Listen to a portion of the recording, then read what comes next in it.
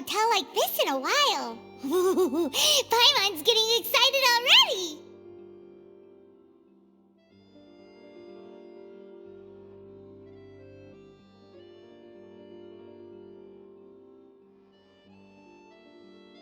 In that case, I'll go order for us first. Please wait here a moment.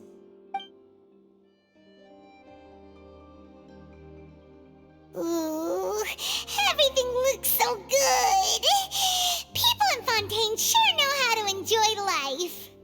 Why, of course. Go ahead, try whatever you like. If the food's good, I'll make a group reservation for the rest of Spina di Rosula next time. And if it's not? Well, then I'll still bring everyone. Albeit with only one dish per table. You, sure have your own way of doing things. Oh, we called this a farewell meal, but we could also treat it like a victory feast, right? We did just win that case after all. Oh, true. Very true. In that case, boss, we'll have another 2 dishes. Huh? Paimon didn't mean that you had to order even more food.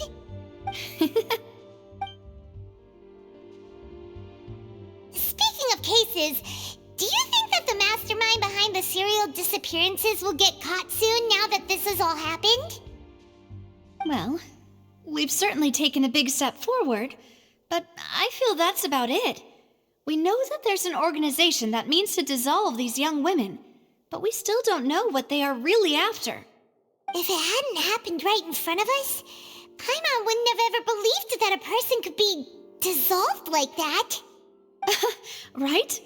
Yet it was because this was such a preposterous notion that the investigation could never really move forward before. Ugh. If only that guy could have finished speaking! We were so close to hearing who was behind it. In such investigations, even the smallest step can seem like a yawning chasm if the trail of clues is cut off. To be honest, I don't have high hopes for any follow-up that the authorities might conduct. It's not that I don't have faith in their ability, it's just that a different perspective is required in some matters. It's easy to guard against and deceive a single narrow perspective. A shift in thinking is required at such times in order to produce a breakthrough, which is exactly why the Spina di Rosula exist. Those highfalutin folk are not all-knowing. That's why we exist, to seep into the cracks where filth falls through, where their watch fails them. That's the kind of problems we solve. Seems Paimon thought things were simpler than they actually are. It's all right. Well, this was supposed to be a farewell meal, so I doubt you have further interest in this business, right? Let's talk about something else. Like, what are your future plans? That's true. We didn't have a chance to speak to her after the trial ended. It didn't really seem like the right time or place to do it anyway. I see. So, your primary objective, which has been foiled so far, was to have a chat with the Hydro Archon. I've heard that there's a long line of people waiting to meet Lady Farina. I suspect you'll be waiting for quite a while, considering that you missed your chance today. Yeah, we've heard that she's super popular here in Fontaine, and that it'll be tough getting any of her time. Well, would you consider some more, unique ways? Perhaps even methods of, let's say, questionable legality? Guess that's Spina di Rosula's boss for you. Chock full of sketchy ideas. Well, what did you have in mind? Well, one way would be to infiltrate a performance troupe at the Opera House, only to abandon your act at the play's climax and ask to speak to her after the performance. I'm sure Lady Farina would be eager to see the ending, and would agree in order to finish watching the play, don't you think?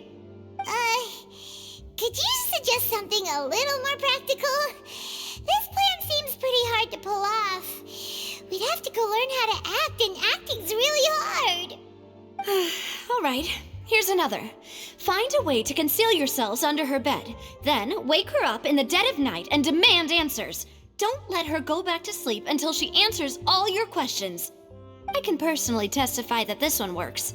When I'm sleepy, I'll do anything as long as I can finally get some sleep. That might work, but that's not really the problem. The problem is we don't want to get ourselves arrested. Ah, valid point. I overlooked that part. I was just thinking about leveraging a person's desire for sleep. All right, no more joking around. Perhaps you could... Oh, I don't know. Cut the line when she's on a break. You did defeat her in court, clearing citizens of hers from false accusations. False accusations she had nearly upheld personally. I imagine that she feels quite ashamed about the whole thing. You mean that if we catch her while she's on a break, she might be too embarrassed to refuse? Oh, that does make some sense.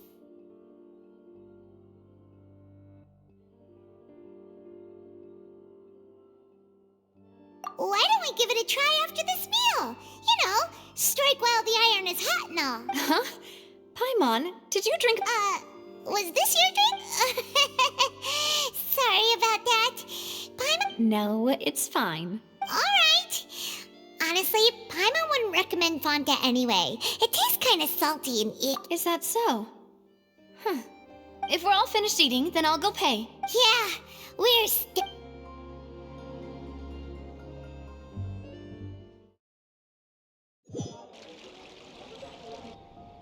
Oh, so full. Paimon can barely float anymore. Nah, that would be so normal. You know, like you.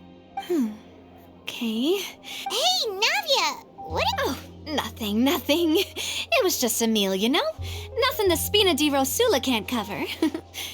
Let's get ready to try. So this is goodbye, huh? Well, if you do encounter any other trouble in Fontaine, you're always welcome to contact the Spina di Rosula. I'll give your requests the highest priority. In any case, I wish you smooth sailing. I'll see you again, partner. See ya!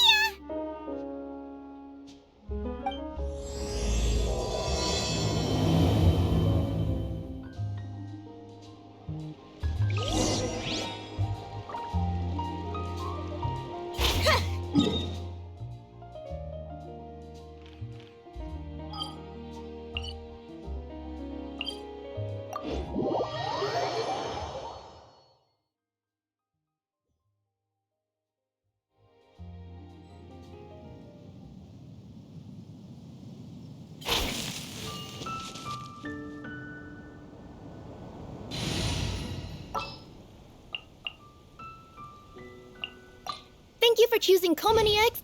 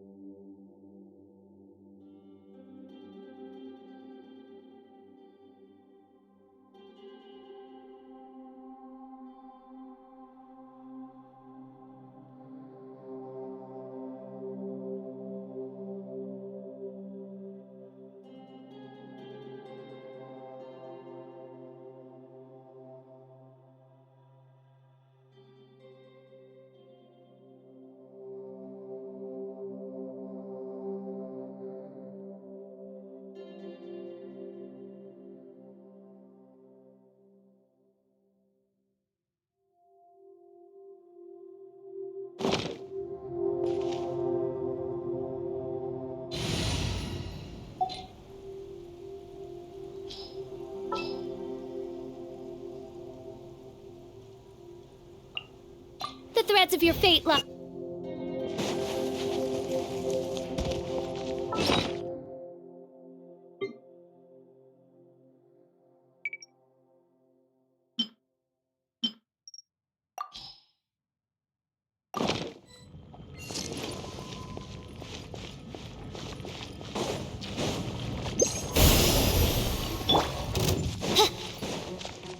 By royal decree!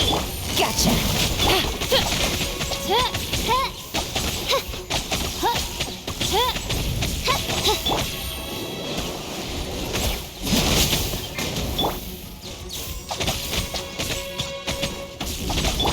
And voila! Busted!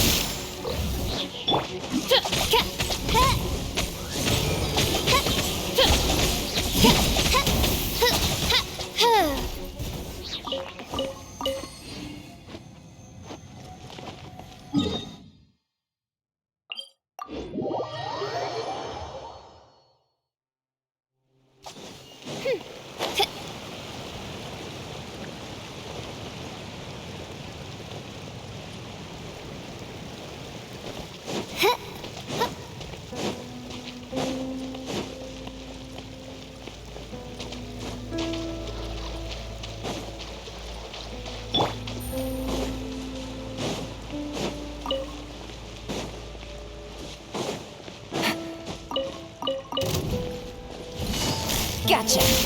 As you wish, mein Fräulein.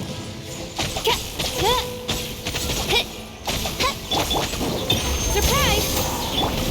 Step right up!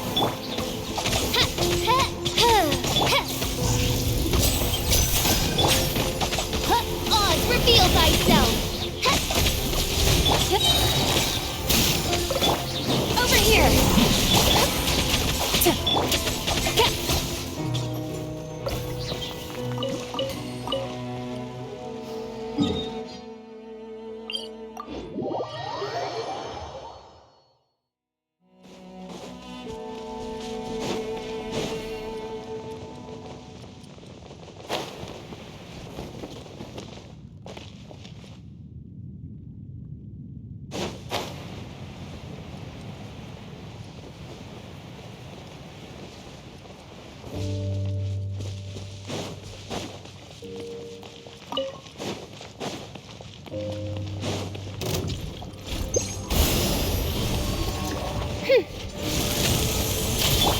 Quietly now.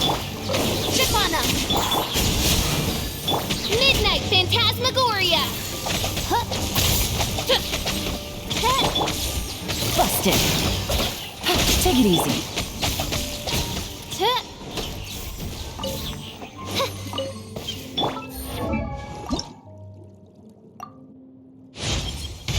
In my line of work,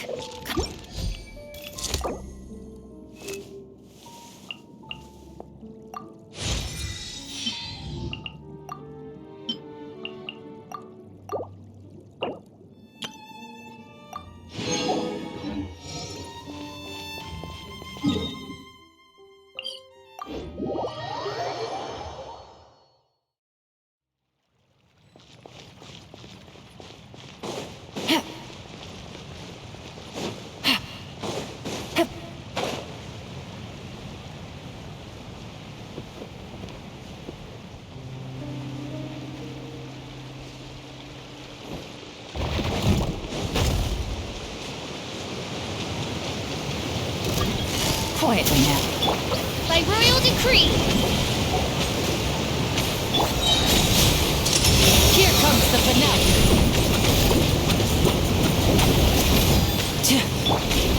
Surprise! Be amazed! Midnight Phantasmagoria.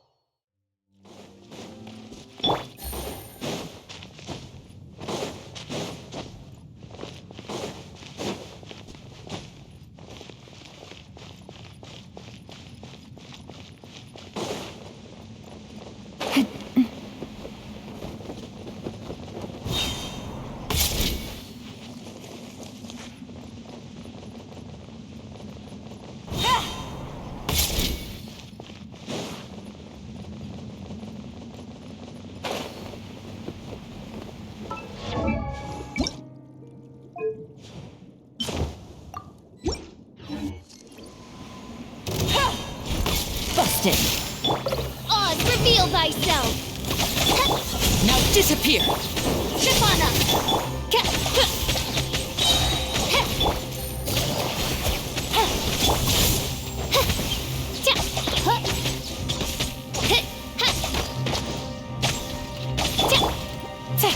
Quietly now.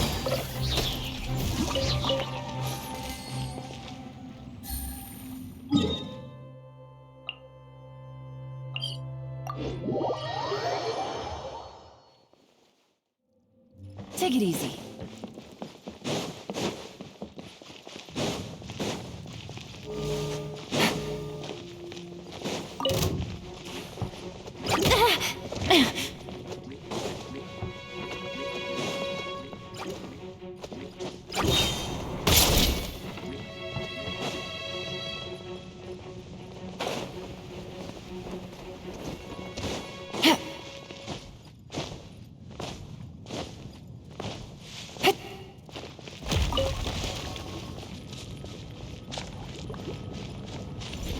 Gotcha. By royal decree! Over here.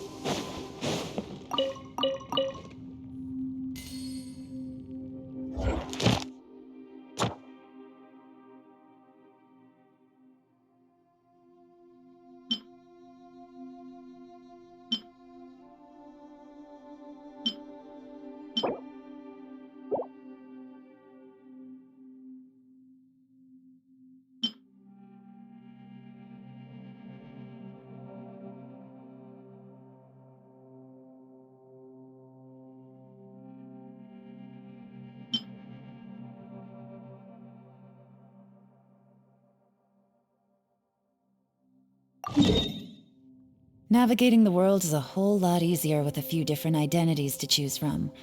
Need me to come up with some for you?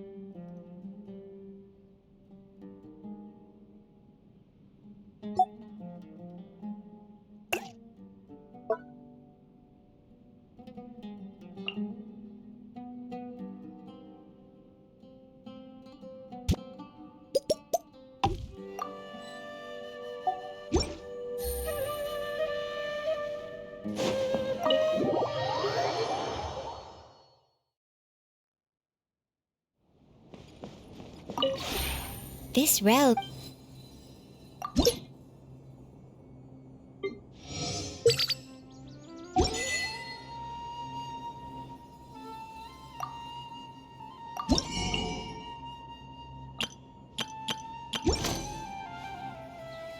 If you ever...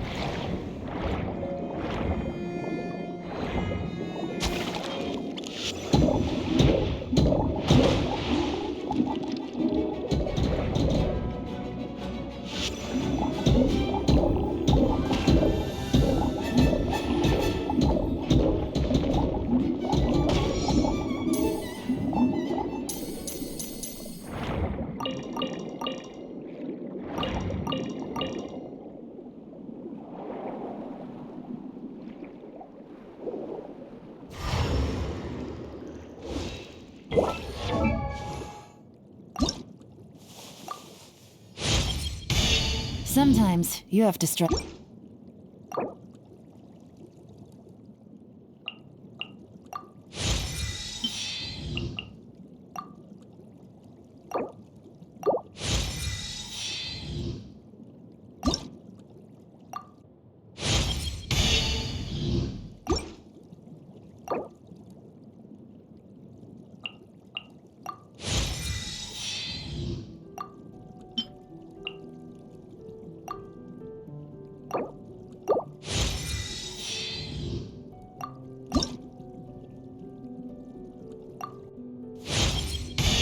Finding the truth might sound simple.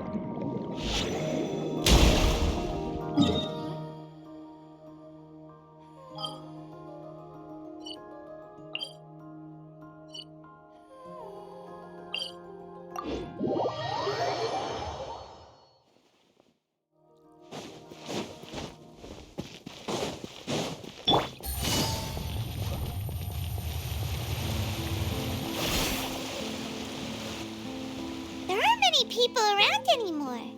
Looks like that boat we took to Araneas might have been the last one. Vache. Looks like we're back here again. Huh?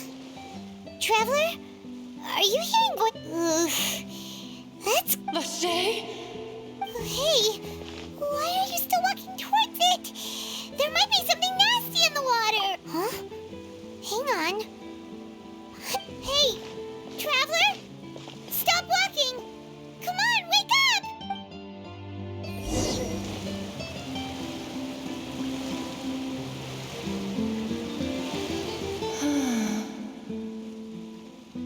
Vache, are you my dear Vache?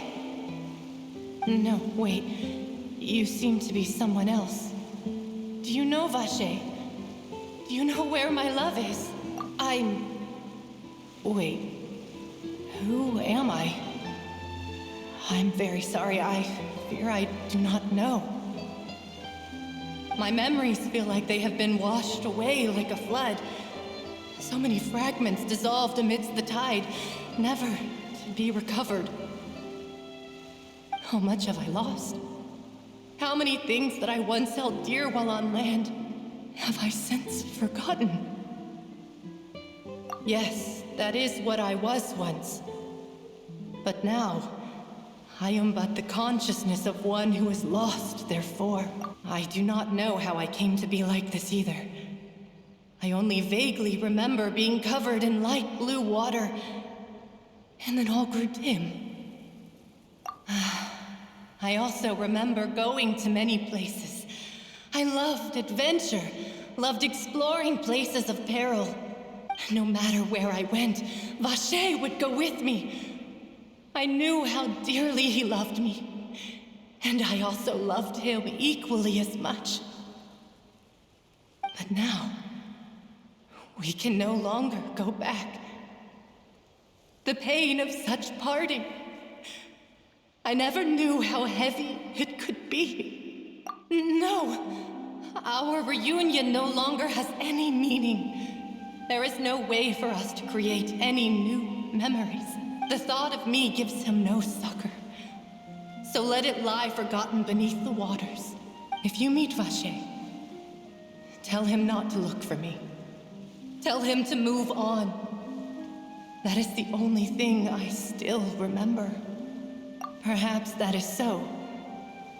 As I was submerged in the waters, losing consciousness, I saw Vache above the surface. His eyes were filled with such sorrow, such longing. If only I could have comforted him, told him that I did not suffer. Indeed, I had felt a great warmth. Is that what you call it? Dissolving? If anything, I consider it a form of release. It was a state of neither fear nor frenzy, with only an endless peace, like the water's still surface. I could also liken it to being a thirsty person who drinks water for the first time, and only then sees how they have lived for so long in a world of endless want and anxiety. I think I hear your companion. It's time for you to go, I think. Farewell, then. I am glad that you were able to sense my presence. Remember, if you see Vache, tell him not to seek me out any longer.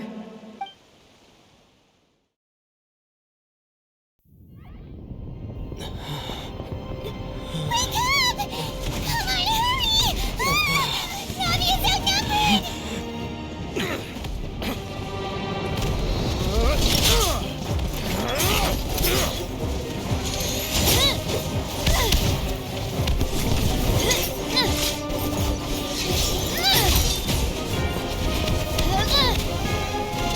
Demoiselle, look out!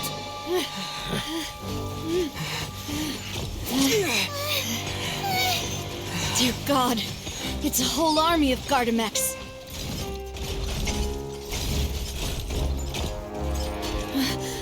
Chlorand?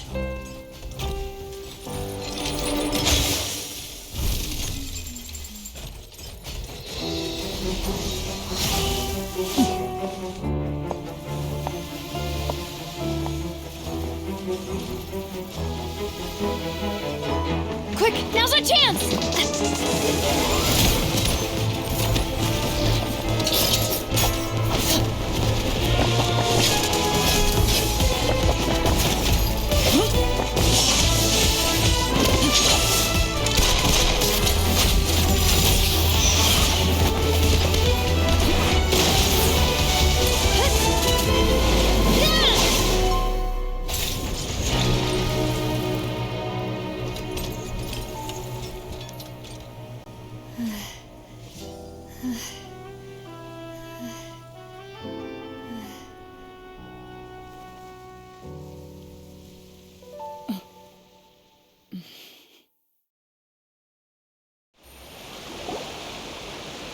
I should thank you for lending us your sword there, Clorand. But before I do so, could you explain how you managed to show up here? I followed you. It seemed to me that danger has followed you more closely as of late. I believe that following someone without their knowledge is actually called stalking, is it not? Mr. Callus's last wish was for me to ensure your safety, and I will not betray his trust. He would do the same, were he alive today. Do not speak of my father! Sorry, demoiselle. I was not strong enough. Thank you for your aid, Miss Clorand, but do keep an eye out for your manner of speech. I believe we all wish to avoid unnecessary emotional harm. Sorry, I did not consider your feelings. Whatever. What else do you know? How did you come to the conclusion that I'd be in grave danger? I doubt I know much more than you, but I believe that the mastermind behind the serial disappearances is very powerful. Your performance tonight will almost certainly attract their attention. I'm sure they've known about me. To be honest, I'm shocked it's taken them this long to act against me. And what about these Gardamex? I thought only those associated with the Maison Gardiennage could control them. None of these mecha have serial numbers. I was sure to check a moment ago. They are not the ones used by the authorities to enforce the law. I can only conclude that some powerful or wealthy party must have obtained them via illegal means, deploying them as a private force of sorts. What? Your point being that they're out of Spina di Rosula's league, then? Yes. Be careful, and do not act rashly. I will continue investigating no matter what. We will bring the truth to light. That's my father's true last wish. Regardless, thank you for your help today, Clorand. But if you get any ideas, tell me first. I don't much appreciate being followed. I do not think that they'll strike again anytime soon. So I shall stop following you. Good day, all.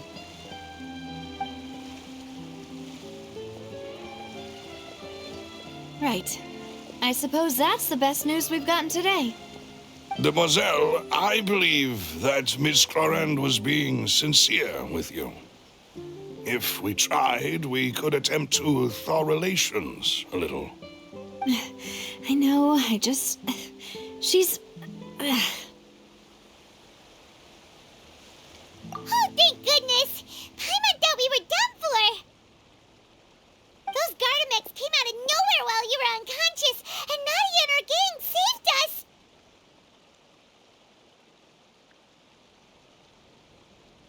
Oh, and there was that champion duelist named Clorand who came out to save us too! We got lucky there. Paimon probably couldn't have fought them off otherwise. Oh, come now. Forget all that polite talk. That wasn't really a farewell meal we had back there. Not for me, anyway. In truth, I hope that every meal we have together shall be a victory feast. As such, we're still partners. There's no need to thank me. It will take 50 years for me to match Demoiselle's magnanimity.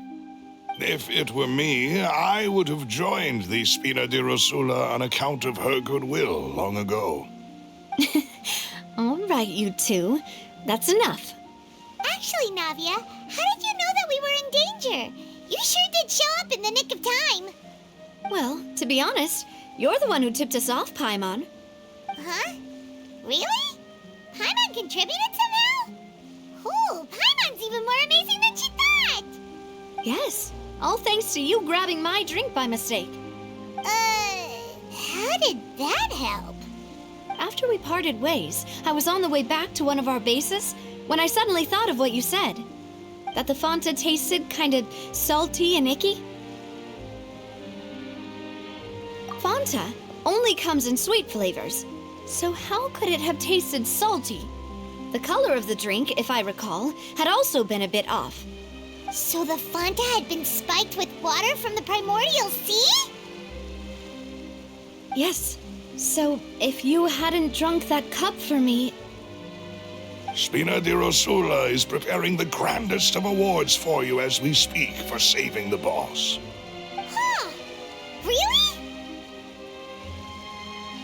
I sent people to Hotel de Boer to investigate, but whoever did this left no trace at all. That's when I figured out that you might be in danger and hurried here as quickly as I could. But why would they go after us too? All we did was defend Linny in court and help clear his name. Ugh, now we're caught up in this mess too, aren't we? Well, you did foil a plan that they were probably pretty proud of, and almost got their name in the process. Speaking of which, did anything strange happen when you drank the primordial seawater? Well, it can't be a coincidence that the traveler fainted just now. He said that he heard that voice calling for Vache again. Oh, and this time Paimon heard it too, but it was real faint. Does this situation have to do with the primordial seawater then? Does that mean the primordial seawater raises someone's sensitivity to hydro when it's used on people who are not from Fontaine? That doesn't sound like too much of a bad thing, to be honest. New intel? While you were out cold? Well, let's hear it, shall we? Oh, that is important. Vache. That name doesn't ring a bell. I suppose he hasn't stepped forward as a witness in court lately. Since he saw that young woman dissolve, he was at least at the crime scene. But he never gave testimony or any information regarding people dissolving in the primordial seawater. Could he have been threatened? Yes, thank you. This is very important information indeed. We will continue to investigate. Oh, you mean you'll help us investigate? Well, you did say that our farewell meal didn't really count. That means we're still partners, right? And besides, we're in this now whether we like it or not. You're not gonna let those people who targeted us get off the hook so easily, are you, Traveler? Demoiselle, do try not to look quite so pleased. You are the face of Spina di Rosula, after all. You talk too much. Well, in that case, let's head back to one of our bases, shall we? I'll arrange accommodations for you. We also have some plans to go over, and hopefully we can deepen our bonds as partners. But we'll take that one step at a time, I guess. Don't worry, you two. With us around, our base is definitely secure.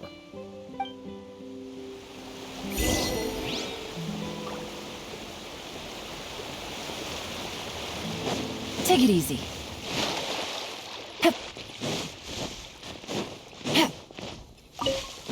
Take it easy. It needs a more romantic.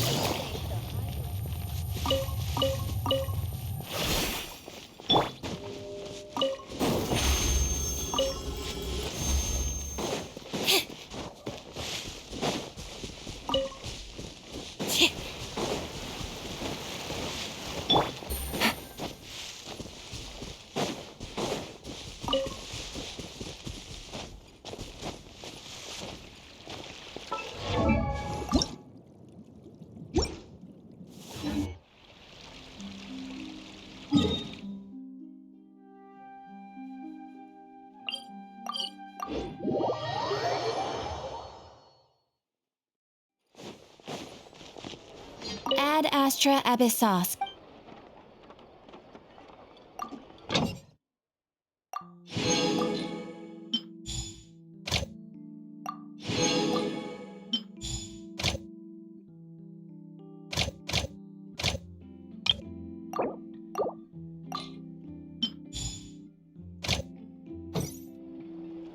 Ad Astra.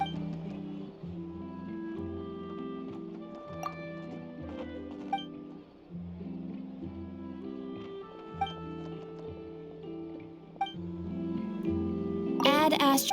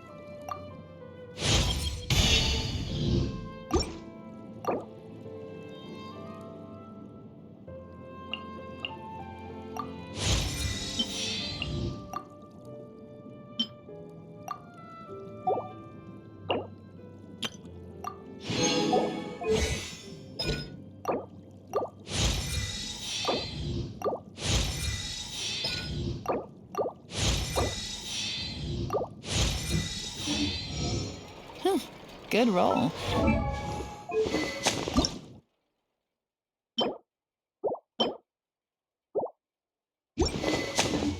All right, maybe I'll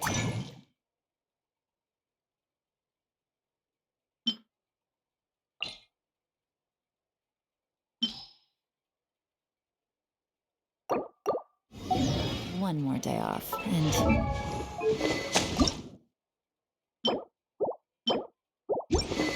knock out the rest of the work one.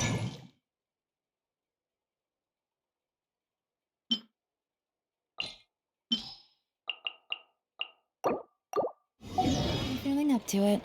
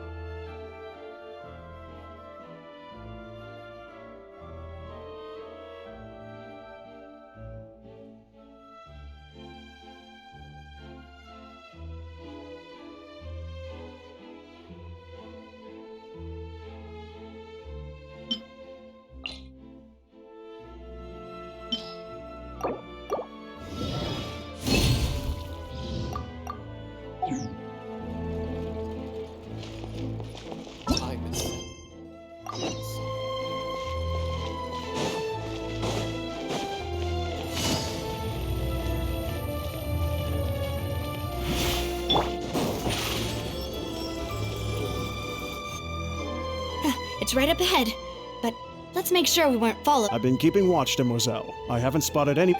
Very good. I shall find rooms for our respect. Thank you, Malus.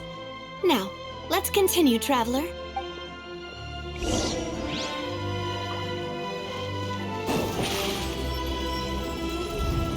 Step on us!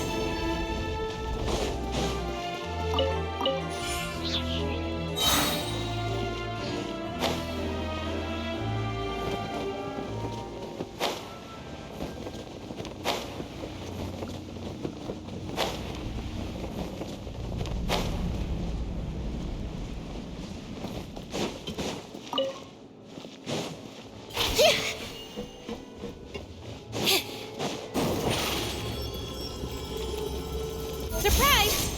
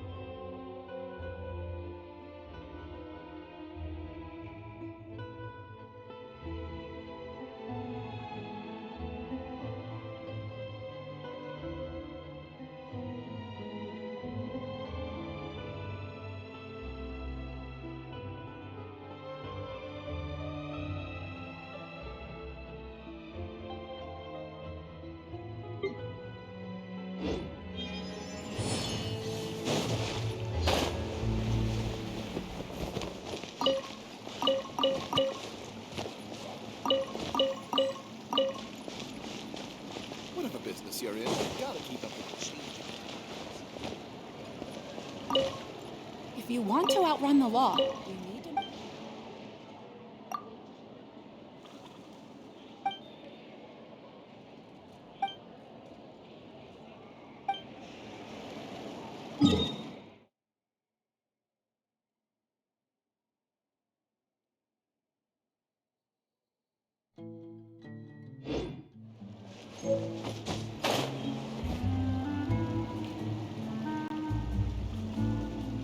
So, this is your base?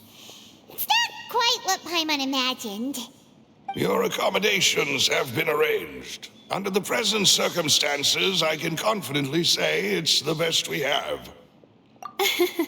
Well, our funds have been a little tight lately. After all, we don't allow illegal or unethical profiteering. In fact, our funds often come from citizenry who support us. Seems like it's tough times for everyone. But if you have the support of the people, that does sound like it's worth it. To be honest, our financial situation was a lot better back when my father was in charge a few years ago. I'm afraid I'm not quite his equal.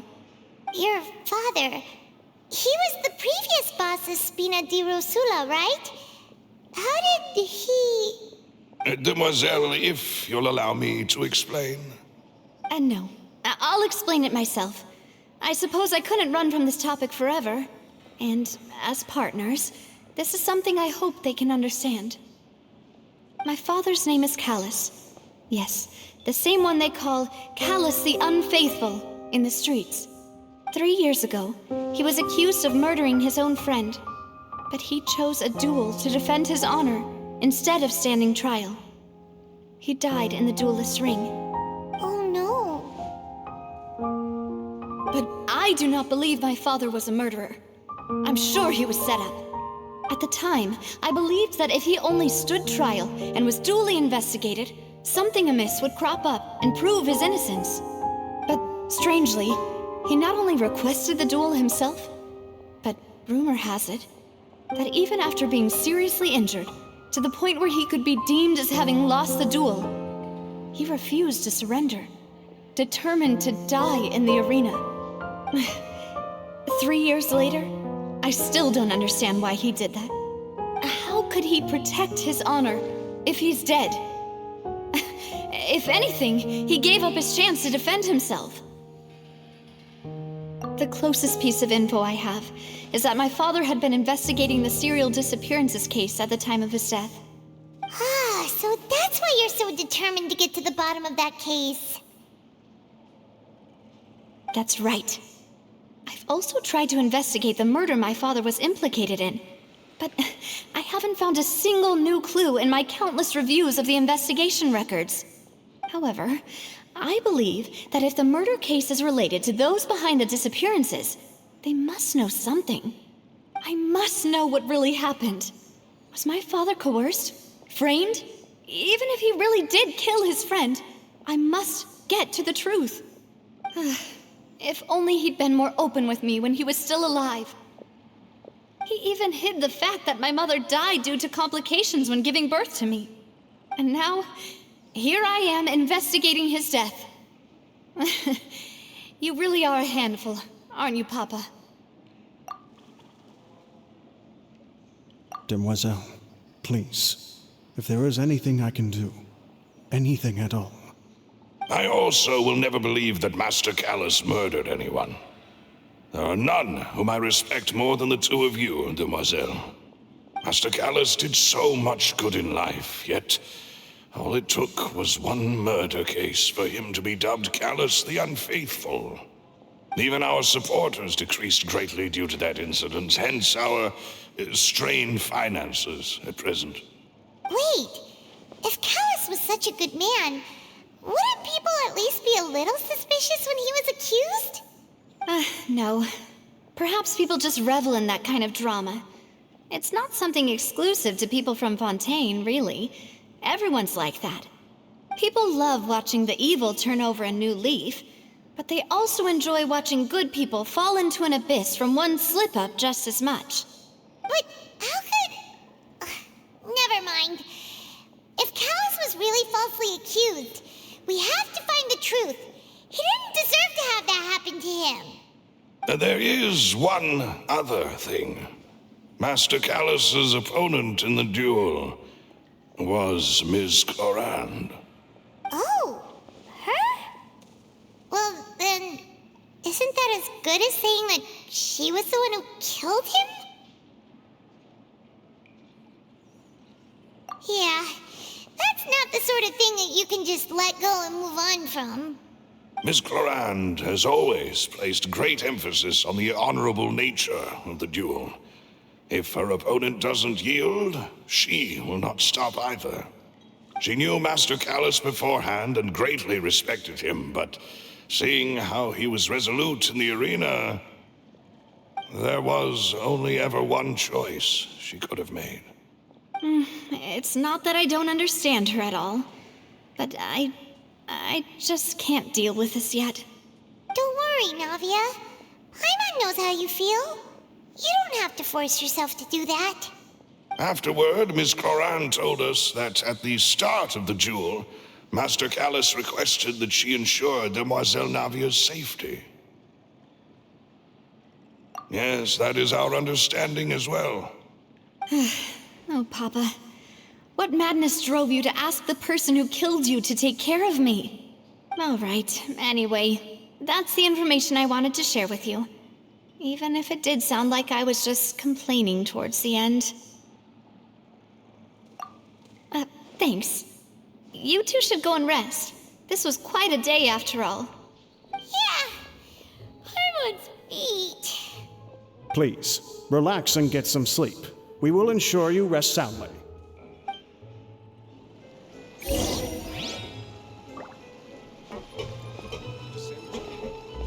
Whether it be responsibility for Spina di Rosula or Master Callus, this won't do.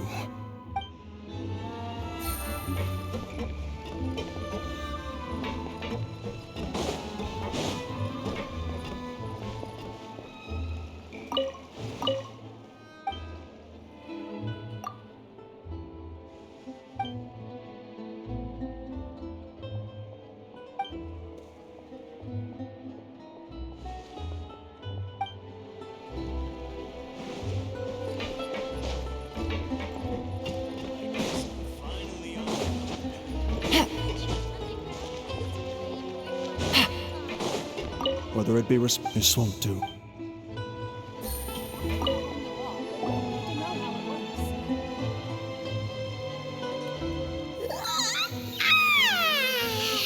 Paimon slept so well. This place feels almost too safe. Huh? Navia? Where did the other two go? I sent them back to Poisson. It's Spina de Rosula's place of origin, and where we have our headquarters. There's not much for them to do here at the moment. Paimon gets the feeling that you're just trying to get them off your back. But never mind that. When did you get back? Were you waiting here the whole time? No, I just returned after going out for a while. I did some investigating yesterday regarding the name Vache. Wait, so you didn't sleep at all? How could I after having such critical new evidence appear? Guess Paimon wasn't speaking for everyone just now, huh? Unfortunately, this name seems to have been wiped from existence. It doesn't seem to have a match anywhere. I suspect that those behind this have already taken steps to hinder an investigation from this angle. But that does prove that this Vache person is a key witness in the incident. Does that mean we're too late, though? No. There is one ray of hope. One place in Fontaine that they would find almost impossible to threaten, no matter how much they wanted to. And that is the archives kept by Chief Justice Neuvillette. A place where detailed files on all the cases in recent years are kept. If the Oceanette you met is one of the young women who went missing recently, we should be able to find some related information there. So Neuvillette maintains an archive of case files? Whew, guess that's the hard-working Chief Justice for you. In that case, let's go talk to him, shall we? Aren't you coming along, Navia? Did you get tired? No, it's nothing. Let's go see the Honorable Chief Justice.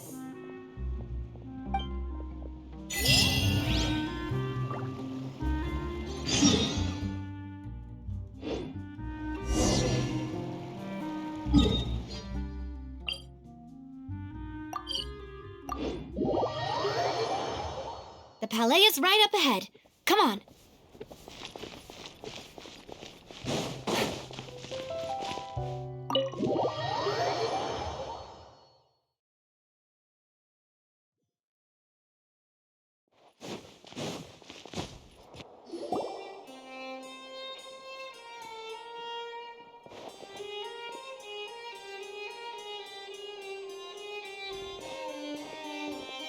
Halt! Please state your business here. The Chief Justice is presently occupied with official matters. Huh. This place does look pretty heavily guarded. Guess that proves that Nervalet's files are really secure. Hey, don't you recognize us? Huh? Who are you? Just to be clear, I don't care who you are or who you might be related to. Our rules make no exceptions. See? They've got great discipline, too. Yep. Paimon can tell. If you're here just to crack jokes, I can point you towards the exit. Unlike some, we're busy, so please leave if you don't have a reason to be here. No. What I meant to say is, shouldn't you remember us from a few days ago? We were at the trial of the great magician Linny. Oh, yes, I remember. I read about it in the Steambird. You must be Linny's attorneys. It's all coming back to me now. We're here today to report and archive some information on a follow-up case. Huh. Is that even a thing? Of course. Don't worry. We're here on official business. You can trust us. All right then, I'll let you through. The Chief Justice is just inside. Thanks so much.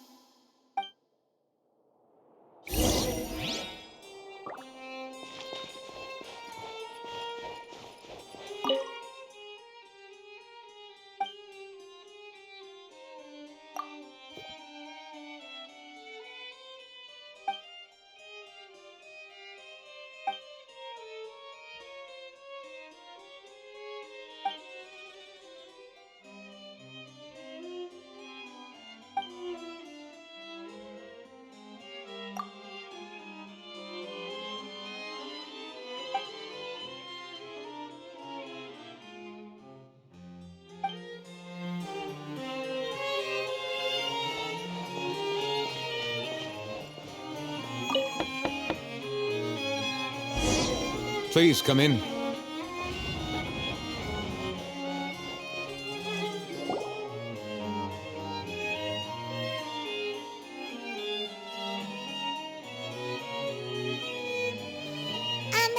Sorry to barge in, Monsieur Nervalet. We only lied to get in because we didn't know any other way. It's all right. Please let me know how I may be of assistance to you. So you're not mad at us? We're looking for a man called Vacher. He may have been an eyewitness in the serial disappearances case. If we can find him, we may be able to unearth some key information on the case. Ah, I see.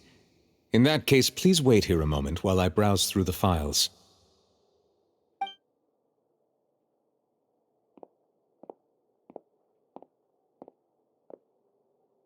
Who knew that Nervalet would be so easy to talk to?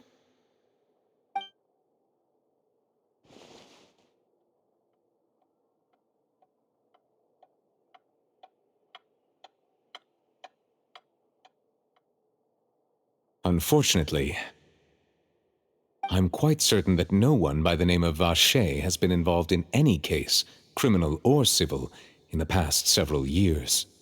There are no records of him either in the files or in my memory. Traveler, what if it was really just a dream? Is that so? All right then. Thank you so much, Monsieur Neuvillette. We'll take our leave now.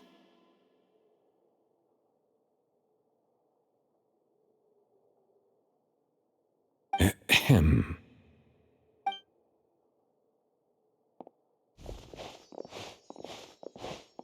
Miss Navia, I can understand how you feel. Your father, Callus, was a truly exceptional man. We deeply regret his passing.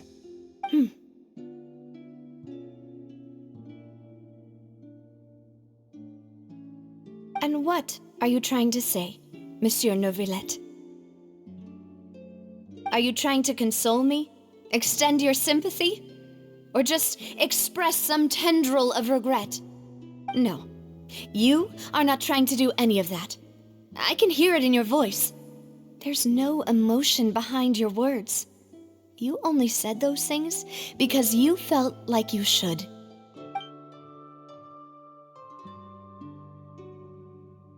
It's just like last time. After my father took his place in the duelist ring, I pushed through the guards to talk to you as a last resort. You even told me then that you thought there was something fishy with the case, yet you still allowed the duel to go ahead. In your eyes, the value of a human life is nothing compared to those cold laws you hold so dear. If you truly regret my father's death, then why didn't you call a stop to the duel? Why didn't you give me the power to stop him from throwing his life away? Why did you just let him die, despised and hated by all? Everything was hanging on a thread at that moment. Just the tiniest effort could have changed everything. There are still so many things I never got to tell him. So many questions he still owes me answers to. If you really have no heart, then just look me in the eyes. I, Navia, will show you the true meaning of regret. I'm sorry, Miss Navia. You and my father are truly alike. You keep all kinds of things in your heart and never say a word to anyone. It's not so much that you can't feel, but that you would never express anything. Oh well. In any case, everyone already knows full well the apathy of the Chief Justice. My apologies for taking my emotions out on you, Monsieur Chief Justice. Let's go, Traveler and Paimon.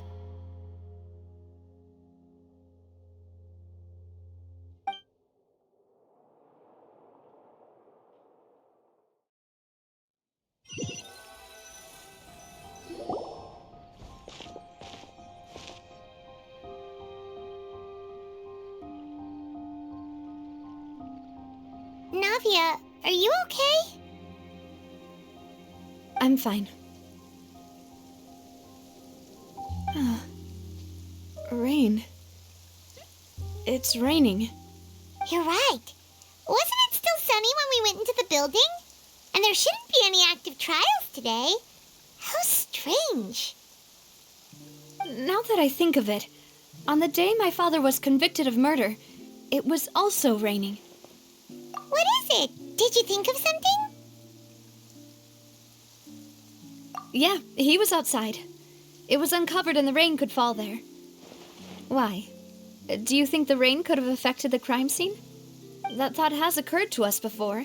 We've even expanded the search area to try to account for that, but didn't find anything of value. Oh? Wait. You don't mean... So you're saying that the true murderer could have been turned into water and then got washed away with the rain? Yeah, and if that's what had happened, then no one would have believed your dad, even if he explained what he saw to the authorities. I really think I found a true genius for a partner. You're completely right. How did I not connect the dots earlier? All right, let's go to Poisson. With this new lead in mind, we'll get to the bottom of my father's case for sure. Yeah, we're gonna make progress for sure this time. Do you want to go with me now? Or do you want to head over by yourself later? Great, let's go then.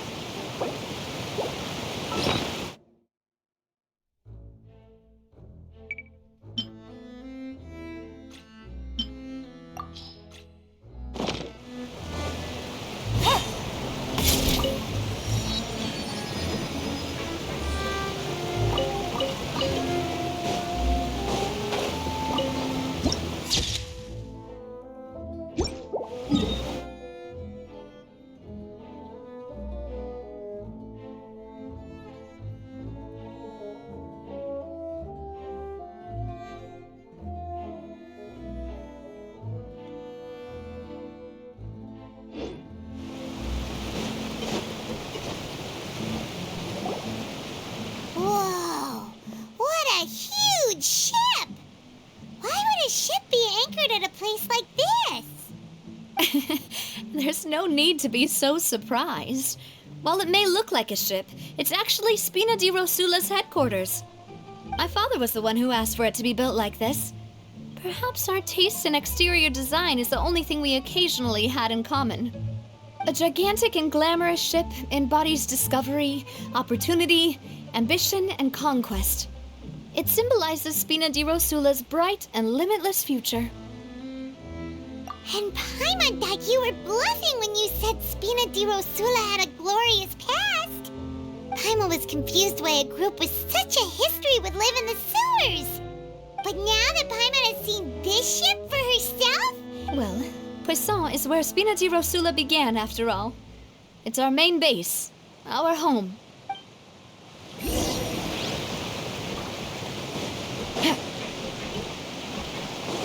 Take it easy.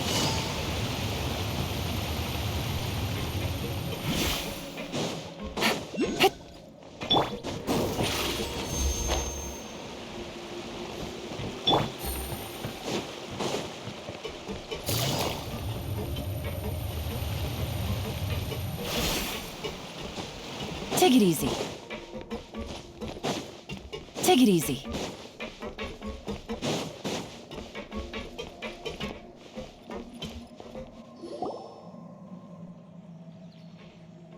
Melus, we're back!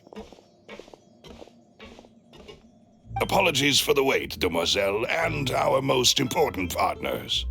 You said before that you still had some business at the court. What brings you back to Poisson so quickly?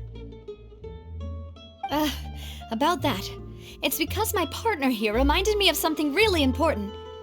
You see, what if my father's case had something to do with water from the primordial sea? You still remember, right, Melus? On that night, it was raining? Yes, the case was quite similar to that of Mr. Linney's. Both were what you'd call impossible murders. Could you tell us a bit more about what happened before? Yeah, of course. Many years ago, something called synth began to gain popularity in Poisson. At a glance, it was a kind of drink that could excite your mood and produce many pleasant hallucinations. Wait! Didn't that guard guy who turned into water also mention that the primordial water could be used to produce some kind of potion? Yes, he did. Considering what we know now, it's almost certain that synth is created using water from the primordial sea. If you drink synth for an extended amount of time, you'll suffer many side effects, such as losing the ability to focus or control your emotions. And if you were to stop drinking it completely, you'll experience flashes of paranoia and anxiety while lacking energy to do anything. It's an extremely dangerous substance. As he oversaw Poisson, my father was compelled to put a stop to synth abuse and called for a complete ban of it. Boss's uncompromising attitude incurred the synth vendor's wrath, but no matter how much they threatened or bribed him, he refused to yield. Not only that, Boss became determined to find the mastermind behind the synth operation and put an end to the problem once and for all. Yes, but the enemy was very cunning. So he could never get anything out of the dealers, all of whom only sold the stuff and weren't privy to the rest of the operation. Recognizing that, my father decided to contact the dealers in secret and cultivate personal relationships with them. Finally, he was able to convince someone to become his informant. The man's name was Jacques. He felt greatly ashamed about his work after seeing many families destroyed by synth abuse. That night, my father hosted a banquet at his countryside estate. He planned to meet up and exchange information with Jacques over some food.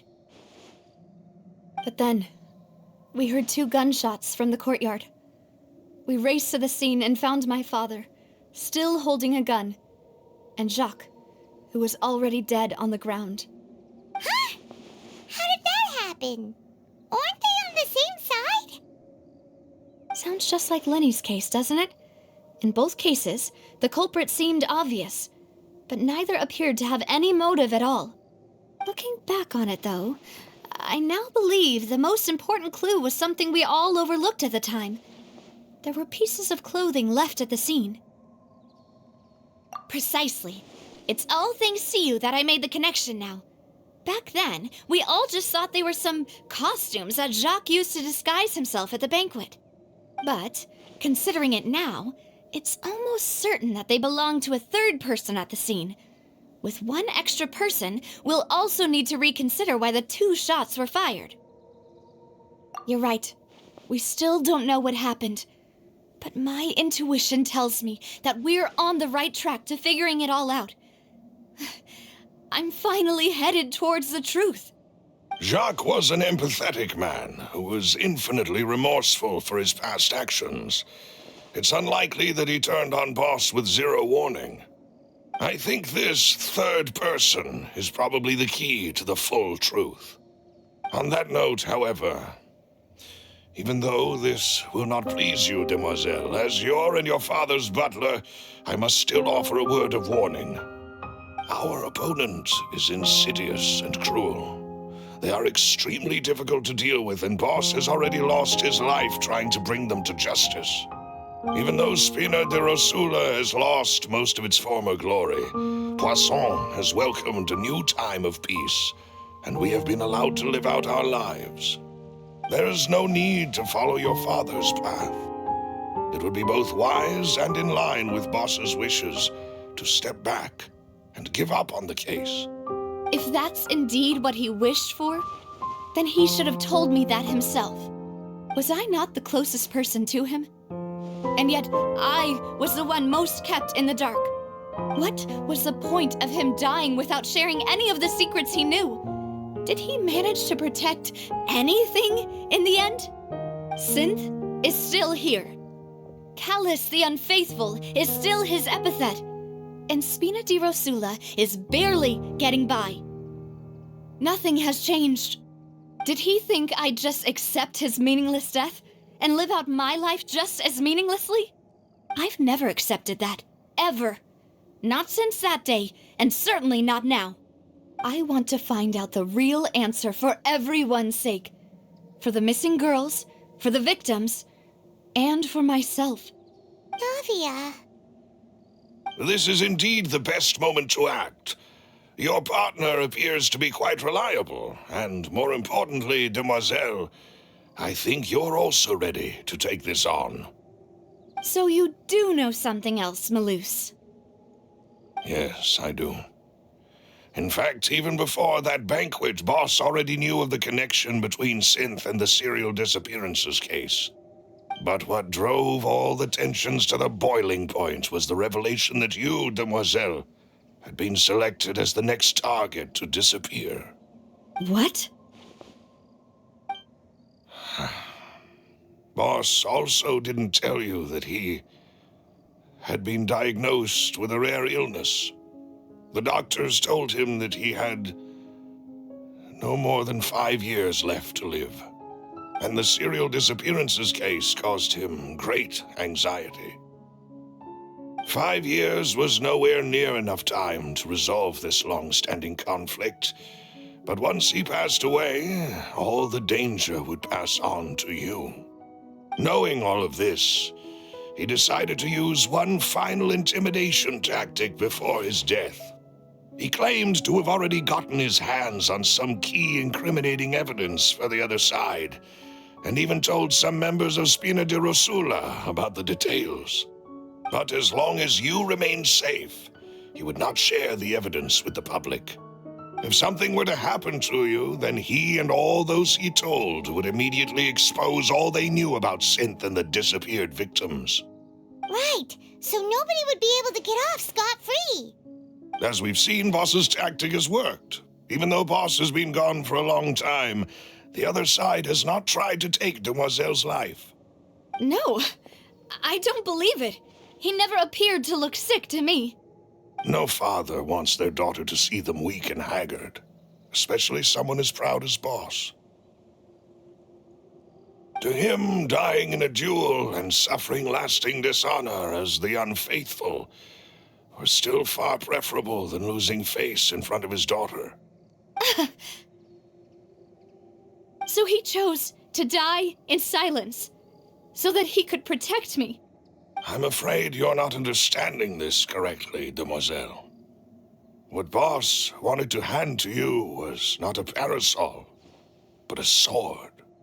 If Boss's spirit could hear you telling me that you want to find the answer for the sake of everyone involved, I'm sure he'd be extremely proud. That fool. Couldn't he have just given it to me straight? No. He might have set up everything precisely because he never thought I'd be able to understand him. Is that the amount of confidence he had in me? And what if I was never able to make it to where I am now? Yeah.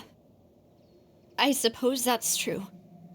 With the way he'd set things up, if I had wanted, I could have just lived out my life without a care in the world. But thankfully, he rarely talked to me about complex matters, and thus understood little of me as a person. In this case, he really didn't need to give me an easy way out. Malus, what was the key evidence that he shared with you? It's the location where synth is produced. Essentially, it's the enemy's headquarters. When he was threatening the enemy, Boss didn't share the specifics of the incriminating evidence he found. But if you want to use it against the enemy, you'll still have to take several things into consideration. Why?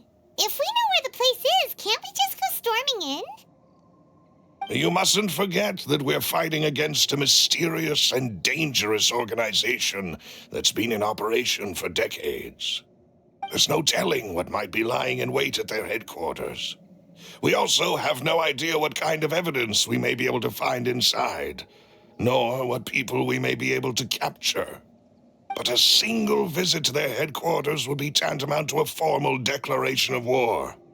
The worst case would be that we leave empty-handed, but also open ourselves up to full retaliation. Then, in that case, why not work with the Fontaine authorities? Well, you saw one of them dissolve during Mr. Linney's case. We have no idea just how thoroughly they may have been infiltrated. Huh. That's true. Seems my father really had no choice. But things are different now. It should be a lot easier to prove the other side's guilt, now that we've connected Synth with the disappearances case. You sound like you've put a lot of thought into this, Malus. I am the butler, after all. I live but to serve the boss and Demoiselle's will. I've always been willing to take on any kind of risk for your sake.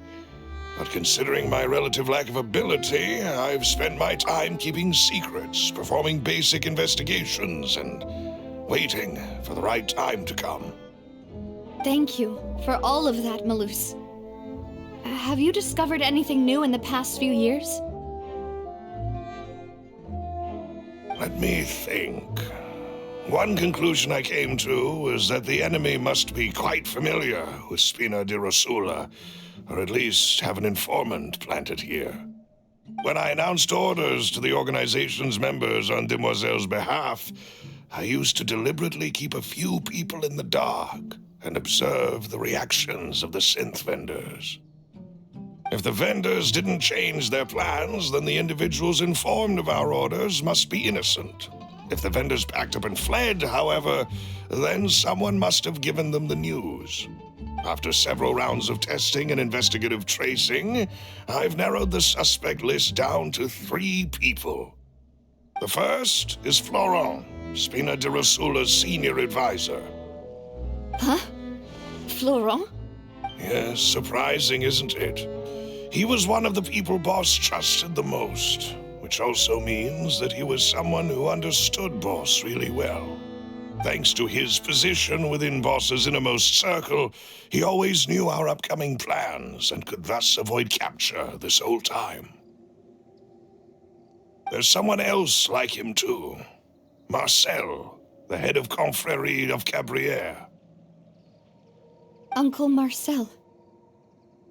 It's a guild in Poisson. Boss helped it to grow to its current size and prominence. In the beginning, they were only reselling some daily goods, but now they're one of the richest guilds around with a lot of business connections in the city. So, They're like a sister organization of Spina di Rosula? Yes, you can say that. When we were fighting against the synth dealers, they provided us with plenty of support.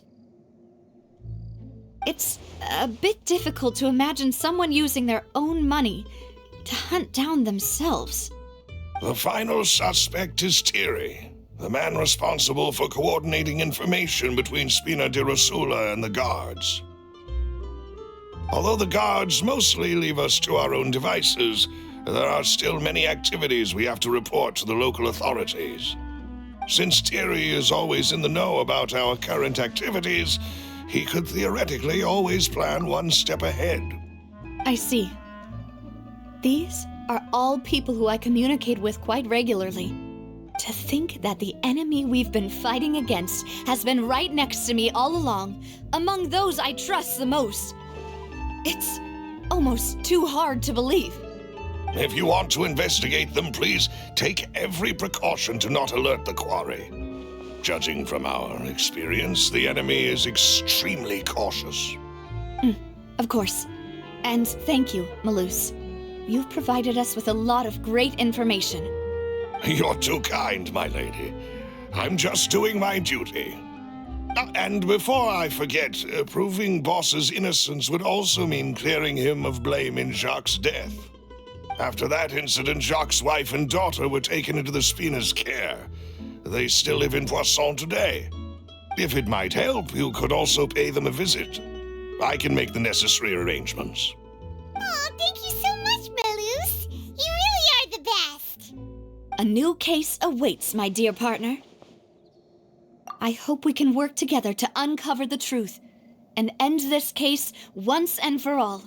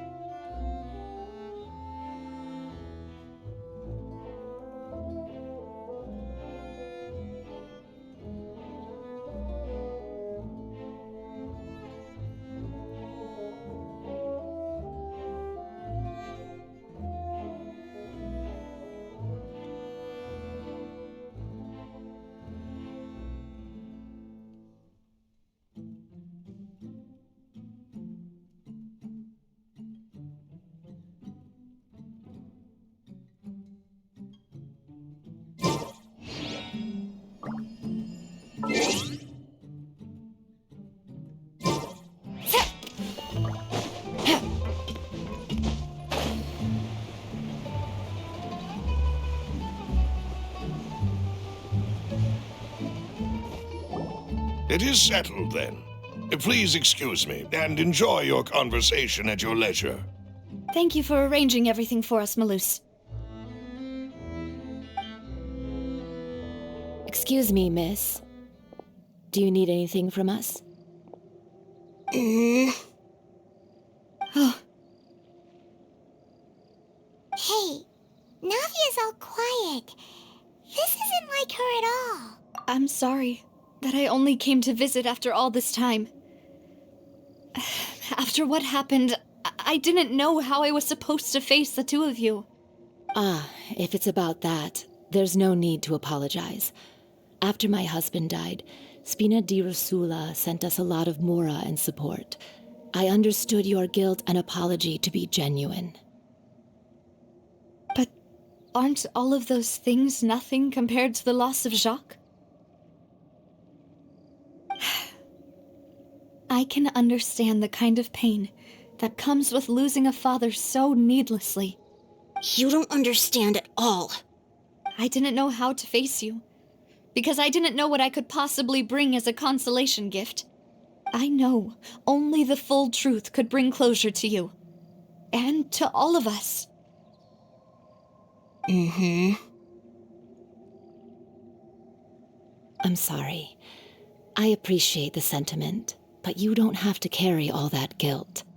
On the matter regarding my husband, my daughter and I have more or less found our answer already. Would you mind sharing it with me? I really can't believe that my father could ever bring himself to shoot Jacques. I always knew that my husband's money was earned through others' suffering. He told me countless times that if he could turn back the clock, he would never go into the synth business again. He had many regrets, and felt that he took the idea of providing for his family too literally. For the longest time, he thought Mora was everything. So when Mr. Callis came to him with a proposal, he accepted it almost immediately. He tried to be as careful as he could, but even so, he was still found out by the higher-ups. They found out about his betrayal? Papa didn't say that exactly, but Papa did tell me that I should never be ungrateful. Before he left that day, he told me that he had no choice. It was only later that I realized it was his final farewell to the two of us. I don't know that for sure, but you could say that's the conclusion I eventually came to. Which is why I'm the one who should feel guilty. Callis had always taken great care of us, both when he was still alive and after he passed away. Even if he fired the shot that killed my husband, it was likely in self-defense. It is impossible for me to hate him for what he had done. But Mama, why is Papa still the bad guy if he did the right thing? Papa always wanted to be a good man, so why did he have to do a bad thing in the end? Well, things aren't always as they seem. You still feel like your papa was a good man, right? Yeah, Papa was a really good man. The best in the whole world. Then you should hold on to that. If a good man had to do a bad thing, then he must have had his reasons, regardless of whether he left you a parasol or a sword. He must have done so to give you a better life. Oh. Thank you for everything you've told me. I will definitely find the truth. The current state of things is not something I'm willing to just sit back and accept. Thank you. I'm very grateful to hear this from you. Even though your personality is quite different from your father's, your determination when you speak is really similar. You really think so? That's the first time anyone said that to me.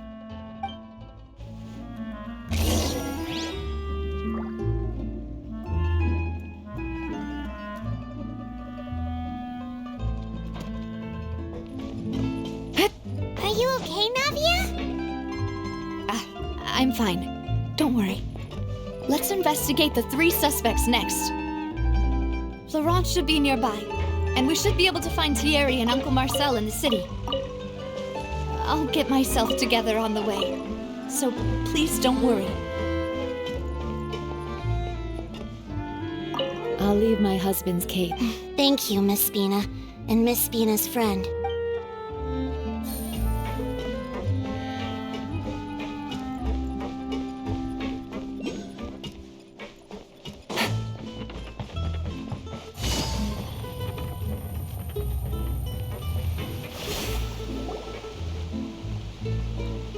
Greetings, boss.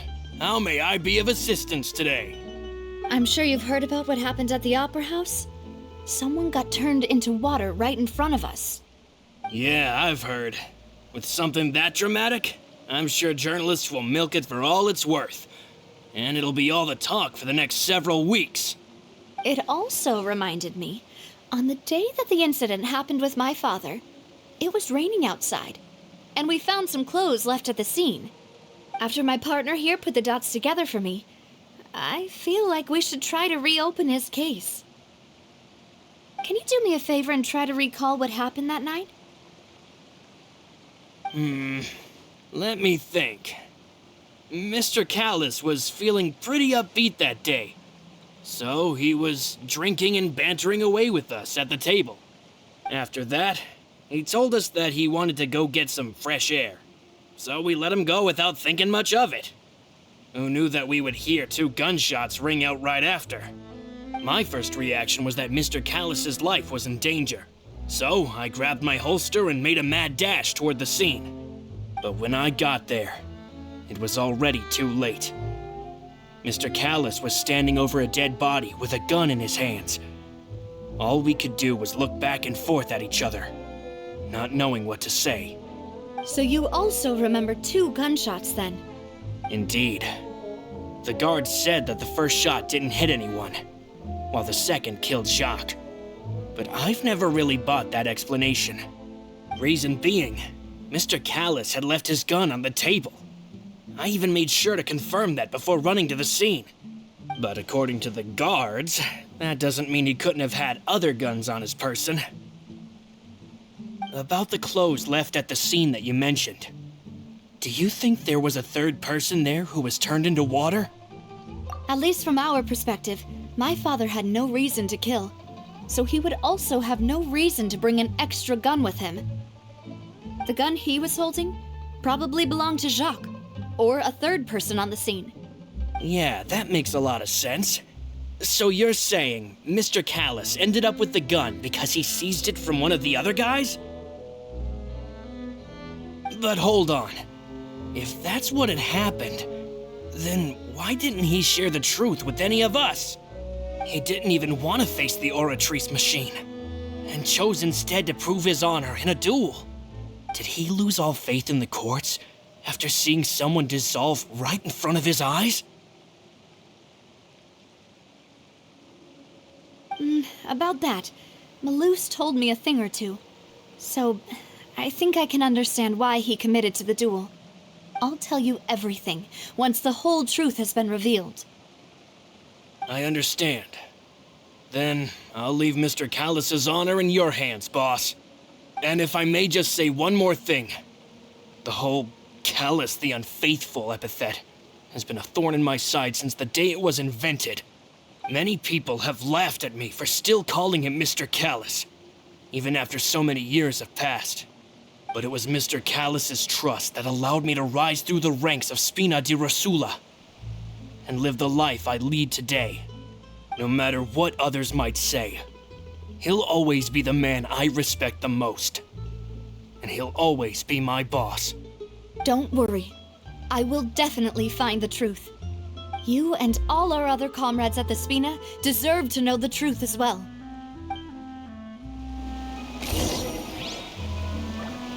It's just like teachers. Gotta invest a lot before we can start it. My apologies, boss. It's just... many years have passed while I've held my tongue.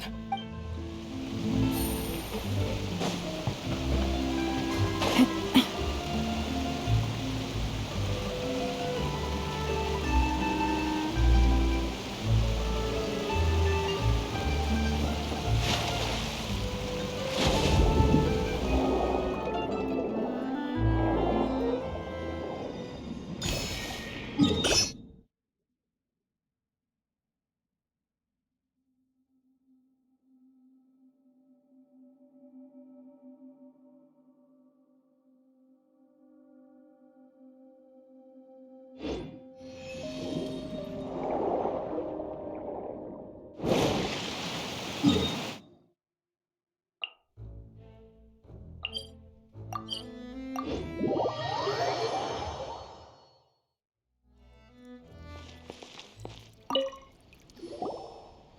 Thierry! It's me! Oh, now, what brings you here, Miss Navia? I've heard that you made quite the name for yourself at the Opera House. Oh, so you've got news of that already. Oh, okay. Hey, I'm also a member of the Guards, you know. The way you make it sound, people would think I was sent off to Poisson because I had done something wrong. Are you sure there isn't a little bit of truth in that? Under normal circumstances, shouldn't you have been called back to the city already? I mean, where I work is really up to me. Let's just say I enjoy the ambiance of Poisson. Callis did a fantastic job running the town, building Spina di Rosula from the ground up and clearing many obstructions in my way. It would be next to impossible for me to find a similarly easy but high-paying job in the city. Anyway, enough chit-chat. Are these two friends of yours? You, here for some formal business? Yes. These two are my partners. What happened at the Opera House made us realize that Linny's case and my father's may be related. We're trying to reinvestigate the details of my father's old case. Ah, I get it. You think there might be more to the case now that we know people can be dissolved into water, right? I was also flabbergasted when I first heard of it. If you want to go through the original files from your father's case, I can help you look for them. That'd be much appreciated. Thank you. Actually, I have another question. Do you have the authority to dispatch Gardamex? Of course. Without them, I couldn't possibly handle Poisson on my own. Why do you ask? We definitely can't use them to forcefully get more evidence for your father's case. Well, you see, just recently, we were attacked by a horde of unnumbered Gardamex in the city. So, if you hypothetically wanted to do something against me, all you would need to do is get rid of the mecha serial numbers and send them after me. Then you think too highly of my abilities. Dispatching mecha is very different from controlling them. If I had to make an analogy, when you order a dish, the chef will make it for you. You can ask the chef to cook, but not to massage your shoulders or carry your baggage. If you try to make unreasonable demands, the chef would just think you're out of your mind and ignore you completely. The same goes for me and my Gardamex. Removing a serial number is also not as easy as you might think. There are a lot of complex steps to it, and it's almost impossible to keep it a secret. So I can promise you, those mecha were definitely private units. They're certainly not cheap. So whoever their owner is must be super rich, powerful, or both. Now that you mention it, though, being in the synth business would definitely be profitable enough to afford this. Oh, then you're officially in the clear, Thierry. Oh, well, thank you for the vote of confidence, Navia. Jokes aside, I'd like to wish you all the best with your investigation. I'll be staying in the city for a little while, so just come find me if you need any support from the guards.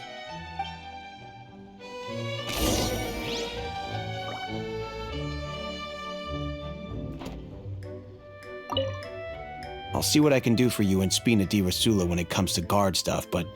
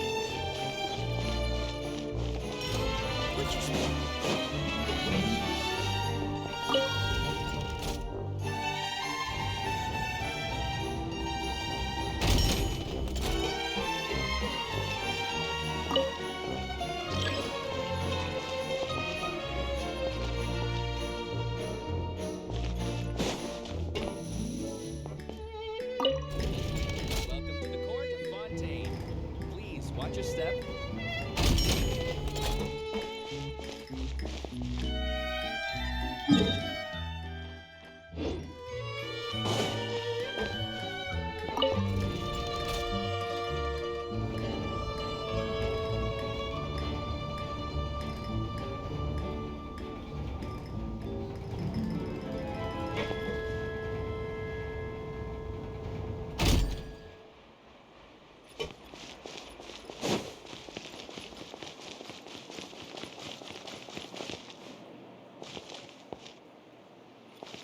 Take it easy.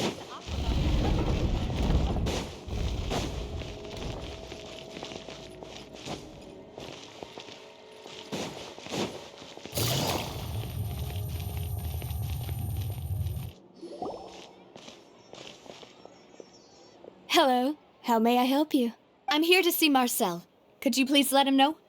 Sure. I will let him...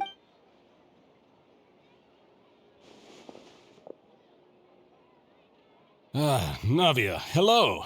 Sorry to keep you waiting. I'm not as young as I used to be, so my legs are giving out a bit. Oh, it's all right, Uncle Marcel. I just wanted to talk to you briefly about what happened in the opera. Yes, I've never seen anything so strange. Oh, you were at the That's right.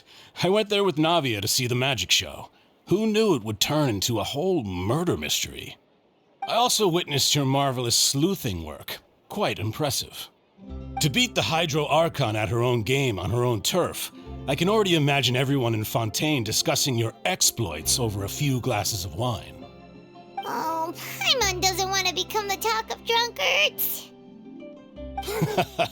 Apologies. It's just how Fontaine is as a nation. Everyone loves drama and theatrics. Uncle Marcel, you've also noticed that other thing, right? The fact that humans can dissolve in water? Yes, I was reminded of your father's case right away. Is that what you're investigating now? Exactly. I still don't have much solid proof, but I can sense that the other side has already begun to act. Oh, and what makes you say that? We were attacked on Araneus by some unnumbered Gardamex. And there was also an attempt to get me to drink water from the primordial sea. If not for the vigilance of my partner, I probably wouldn't even be here talking to you right now. Oh, you're giving us too much credit. Wasn't it you who protected us? Alas, it seems things are heating up again. The peace that Callus sought so dearly will soon become a thing of the past. But rest assured, Navia, Poisson will always remain a safe haven for you. If you're scared, you can always return there. If anyone dares to lay their hands on you there, the Confrérie of Cabrières will use its funds to the last Mora to bring them to justice. Thank you, Uncle Marcel. But I don't intend to go into hiding. I'm going to strike while the iron's hot. Do you have any new thoughts on my father's case? About that. Sorry, my age is catching up with me, so it'll take me a while to recall my memory. The Confrérie was responsible for that banquet, so I was out and about the whole time making sure things were running smoothly. I didn't even have the time to drink with the guests. Then I heard the sound of a gunshot, and the rest was history. Oh, it's okay. No need to push yourself. We'll ask around some more, see if there are any valuable clues elsewhere. Sounds good. Just let me know if you ever need Mora. All my wealth comes from Callus's patronage and support. I'll spend however much it takes to clear his name.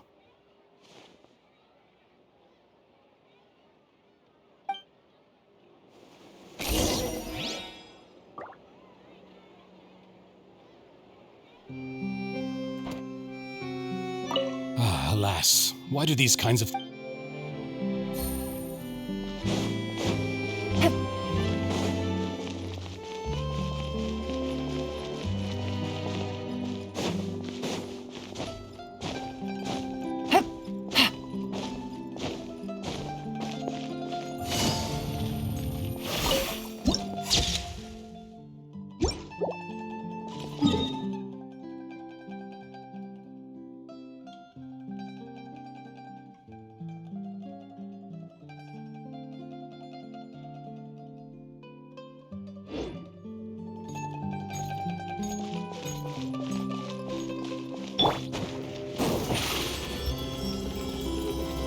stiff on them!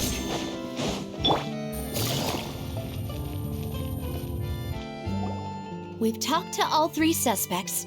Purely None of them sounded particularly suspicious. I suppose that's to be expected, though. If a single conversation's all that's needed to find them out, then Anyway, even though we didn't make a breakthrough...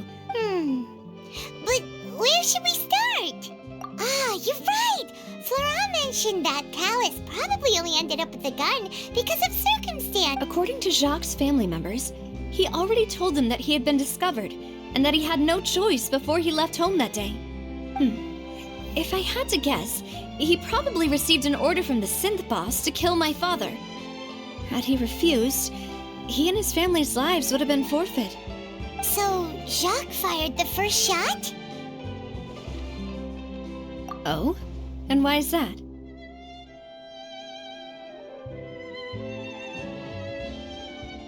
Ooh, that's a good point.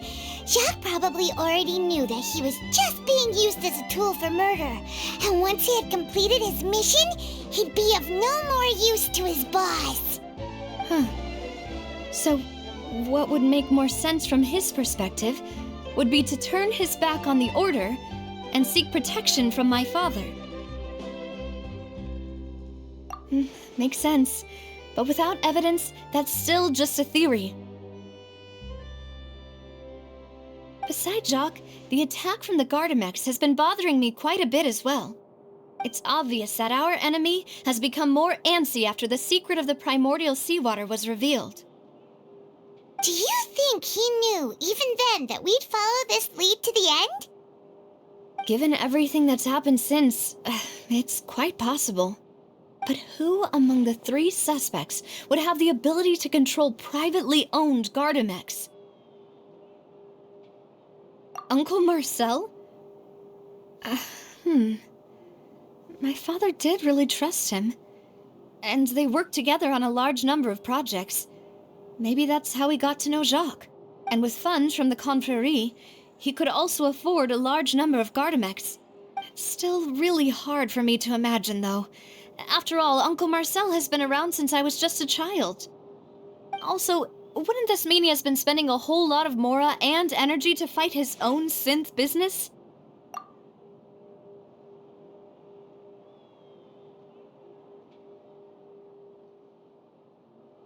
Florent? It is true that he was closest to my father, and thus had the best chance of learning about his dealings with Jacques. But as Spina di Rosula's advisor, his work mostly deals with personnel and security, so he shouldn't have much means when it comes to finances. So you're saying he's too broke to afford a mecha army? Exactly. He can't. And even if he could, I don't think he would be able to dispatch a whole group so quickly.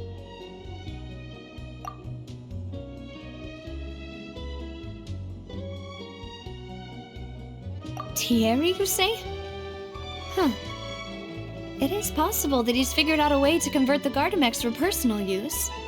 But I didn't feel like he was lying when he was talking to us about the mecha. I also don't think he'd be able to keep that kind of tampering under wraps. Yeah, had he actually tampered with the mecha, we'd be able to prove it with a simple check of the guard's inventory.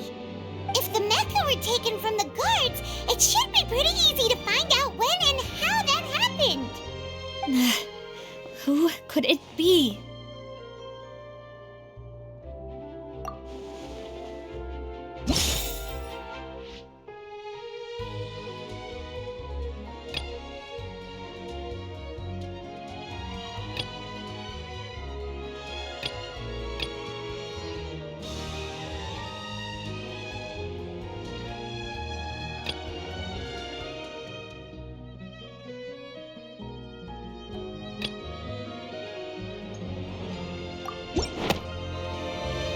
You know, if you think everything through, Uncle Marcel is indeed the most suspicious of them all. Could we be missing other suspects? Malus didn't know about the people turning into water thing when he narrowed it down to these 3, did he? Malus has always been very reliable, and his judgment of others' trustworthiness has been fair and well considered. When he laid out his case for the three, the rationale he gave me made a lot of sense as well. The suspect is knowledgeable about the Spina's internal affairs, has the means to dispatch Mecha to assassinate us, and possesses significant intellect and foresight. Even if I don't want to believe it, I'm starting to see how things could all tie back to Uncle Marcel. Well, we still have another trump card on top of all the theorizing and speculating. Yes, Malus did say that charging straight in there would be extremely risky, but we don't have any other options right now. We need far more solid proof before we can hope to go charging in on our enemy. Navia, here you are. Oh, I've been looking for you. Huh? Aren't you the guy from the guards? Did something happen? Yeah. News came from Irenaeus just after you left. We've got another trial on our hands. Wasn't that place built specifically for holding trials? What's so newsworthy about this one? I know. But they said the person they're putting on trial is a Fatui harbinger called Tartaglia. What? Is that someone you know? Yeah, we know him. Maybe even a little too well. Well, he's been accused of being the true culprit behind the serial disappearances case. It's absurd, don't you think? Wait, how? None of our investigations have had anything to do with him. That's what I thought was strange about it, so I came to tell you the news right away. If the charge against him stands, then it'll be next to impossible to get the guards to support any of our planned investigations. Right, because they'll think they've already found the culprit. Yeah, and it'll be a lot harder then to clear Mr. Callus's name. I understand. Well, partner, what do you think we should do? We still haven't found any conclusive evidence. Huh? Split up? What do you mean?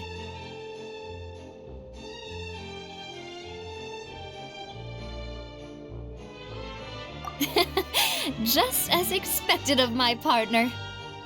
Since this is a trial about the serial disappearances case, the culprit's attention will be focused on Irenaeus, leaving his... You're right.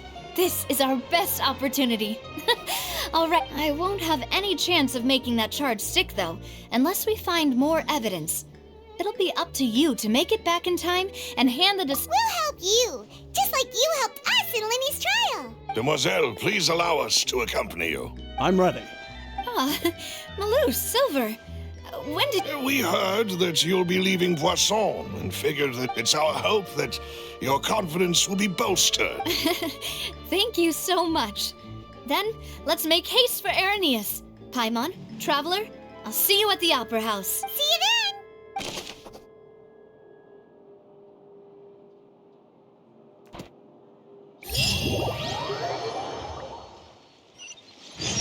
Now that Navia has set out for Irenaeus, we should also get going. The location has already been marked on the map, so let's head over.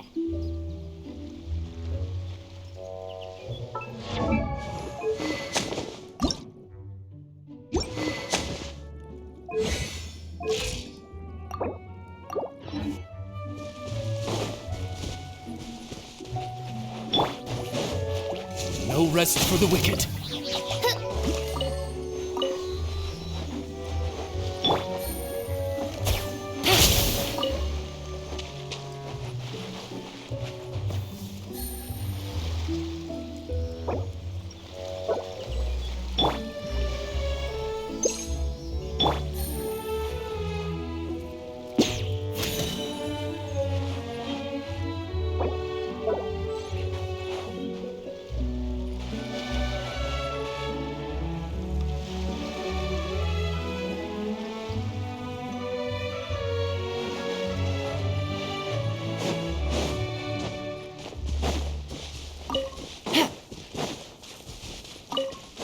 Take it easy.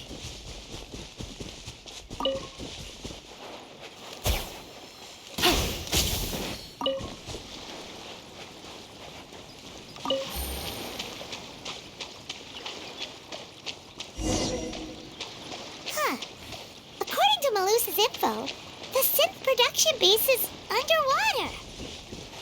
Let's go and try to find the entrance.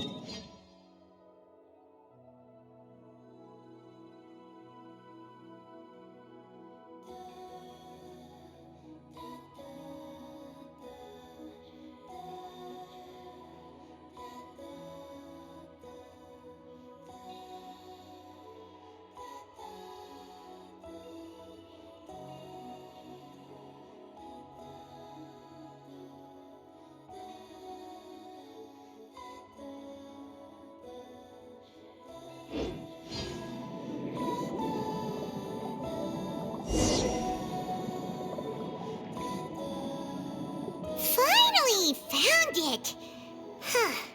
So this is the entrance that leads to the synth production base.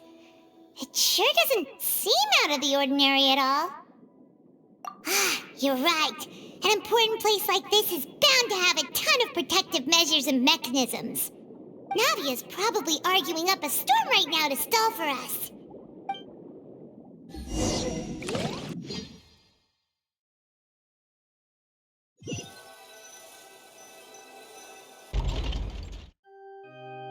It would appear that I must repeat my question again, Mr. Tartaglia. Do you accept the charge that you are the true culprit behind the serial disappearances case?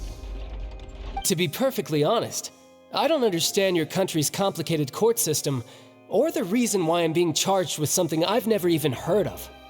However, I did hear that people who have been charged can choose to participate in a duel to clear their name. Is that right? In which case, as long as I accept the charge, I can have an all-out fight with that champion duelist Clorend, right? I've got to admit, that's one of the most enticing offers I've ever received. When I privately sparred with her last time, she was obviously holding back.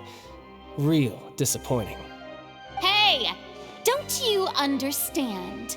You're currently the prime suspect for a major case. This isn't the place for you to be looking for fights. Oh? Sounds like the Hydro Archon wants to lecture me on the ways of the Opera House. Then why don't you duel me too? I'm the kind of student that learns best in the heat of battle. No. That's not what I meant. Alas, it would appear that communication with the defendant is going poorly, and we have made very little progress. In that case, let me explain everything from the very beginning again. The goal of this trial is to determine the culprit behind the serial disappearances case. That case had nothing to do with him. You've got the wrong man. Huh? What's going on? Why is she interjecting again? I told you it couldn't be one of the Fatui Harbingers. Miss Navia, this is the second time you've interrupted the court proceedings. I only tolerated your behavior last time because you were able to provide the court with a key eyewitness. But that was an exception rather than standard court protocol. I can very well charge you with contempt of court for your interjections. Oh, please. Did you ever think I had any respect for this place's pointless theatrics? We can put that discussion aside for now. I'm not here to argue with you. I'm here to charge the true culprit behind the serial disappearances case. And if my charges prove true, then Tartaglia here will be proven innocent by default, correct? Oh, A young lady has charged in and offered to clear my name. How fascinating. Well, I'd gotten half bored to death by all these rules and procedures anyway, so I'll take you up on that offer. So, Your Honor, is there nothing else for me to do now? You may take a seat for now in the audience, but that doesn't mean the suspicions against you have been lifted. Now then, Miss Navia, who is the person you would like to charge instead? That person is...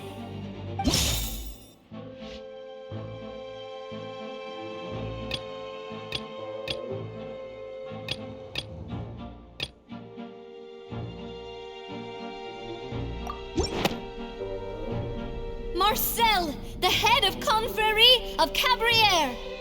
Huh? What confrérie? Never heard of them in my life. I've heard of them, but weren't they Spina di Rosula's sister organization? Oh, is this going to be a friends to enemies type situation? Please let me remind you, Miss Navia, that charging someone is an incredibly serious matter. Committing to the charge also means taking on the legal responsibilities associated with it. And if the charge fails, depending on the circumstances, you may also be charged with the crime of making a false accusation. Knowing this, do you still wish to charge this man? Yes, I do. In that case, I declare the charge to be valid. Miss Navia and attorneys, please take your places on the court. Members of the guards, please contact Mr. Marcel right away so that he may stand trial.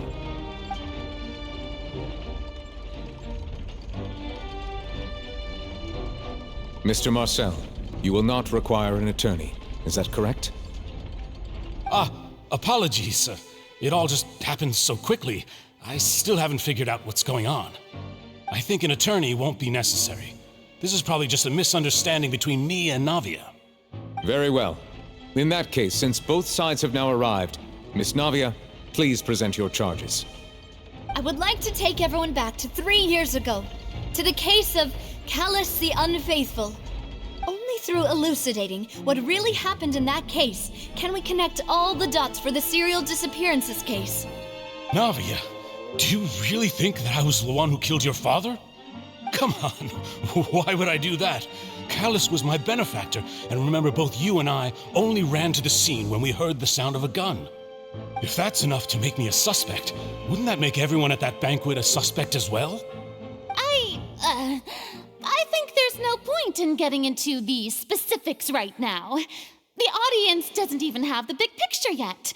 Even I'm struggling to remember some details of that case. Exactly correct, Your Honor. I must refresh everyone's memory about that case before I can explain my charge and reasoning.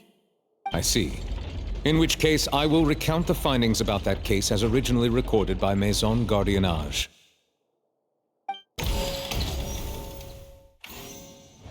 On the day of the murder, Spina di Rosula hosted a large banquet in a countryside estate owned by the Confrérie of Cabrières. During the banquet, all attending guests heard 2 gunshots from the courtyard.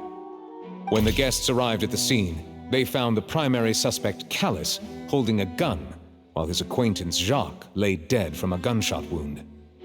The guards' investigation did not recover any other firearms from the scene. As a result, they concluded that the suspect's first shot must have missed, while the second must have taken Jacques' life. The suspect did not dispute this conclusion, and also declined to defend himself in court. Instead, he chose to prove his innocence through a duel. Callus was defeated by champion duelist Clarande in the ensuing duel, and soon succumbed to the injuries. These are the known facts about the case.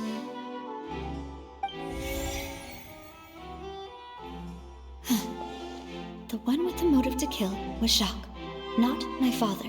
And even so, Jacques still had no reason to pull the trigger.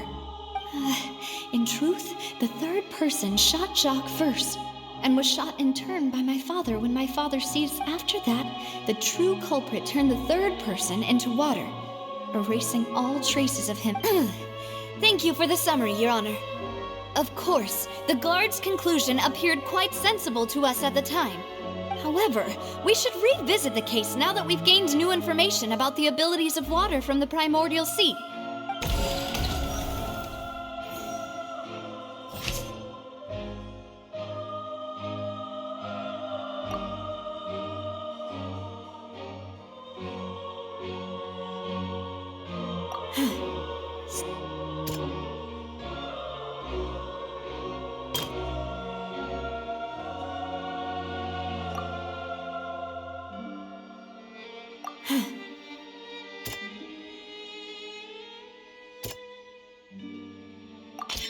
The testimony of the victim's family confirms that Jacques had thoughts of assassinating Callus when he set out for the banquet. However, in the end, he reconsidered and instead shared everything with Callus, hoping to seek the latter's protection. Unfortunately for Jacques, the true culprit had already considered this possibility and had sent out another assassin.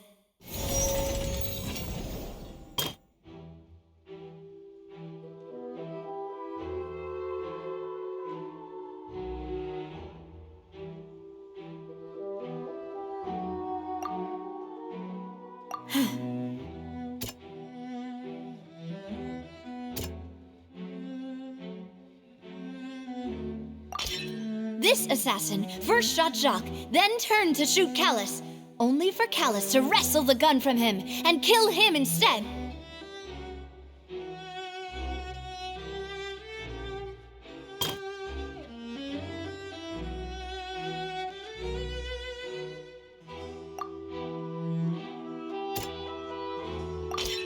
A pile of clothing was found at the scene.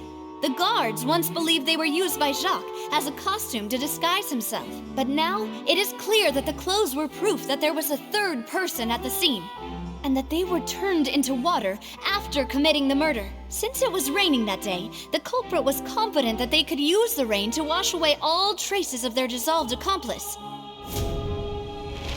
Realizing this, the true culprit caused the hired assassin to dissolve into water, leading everyone to believe Callus was responsible for Jacques' murder. This is the true version of events.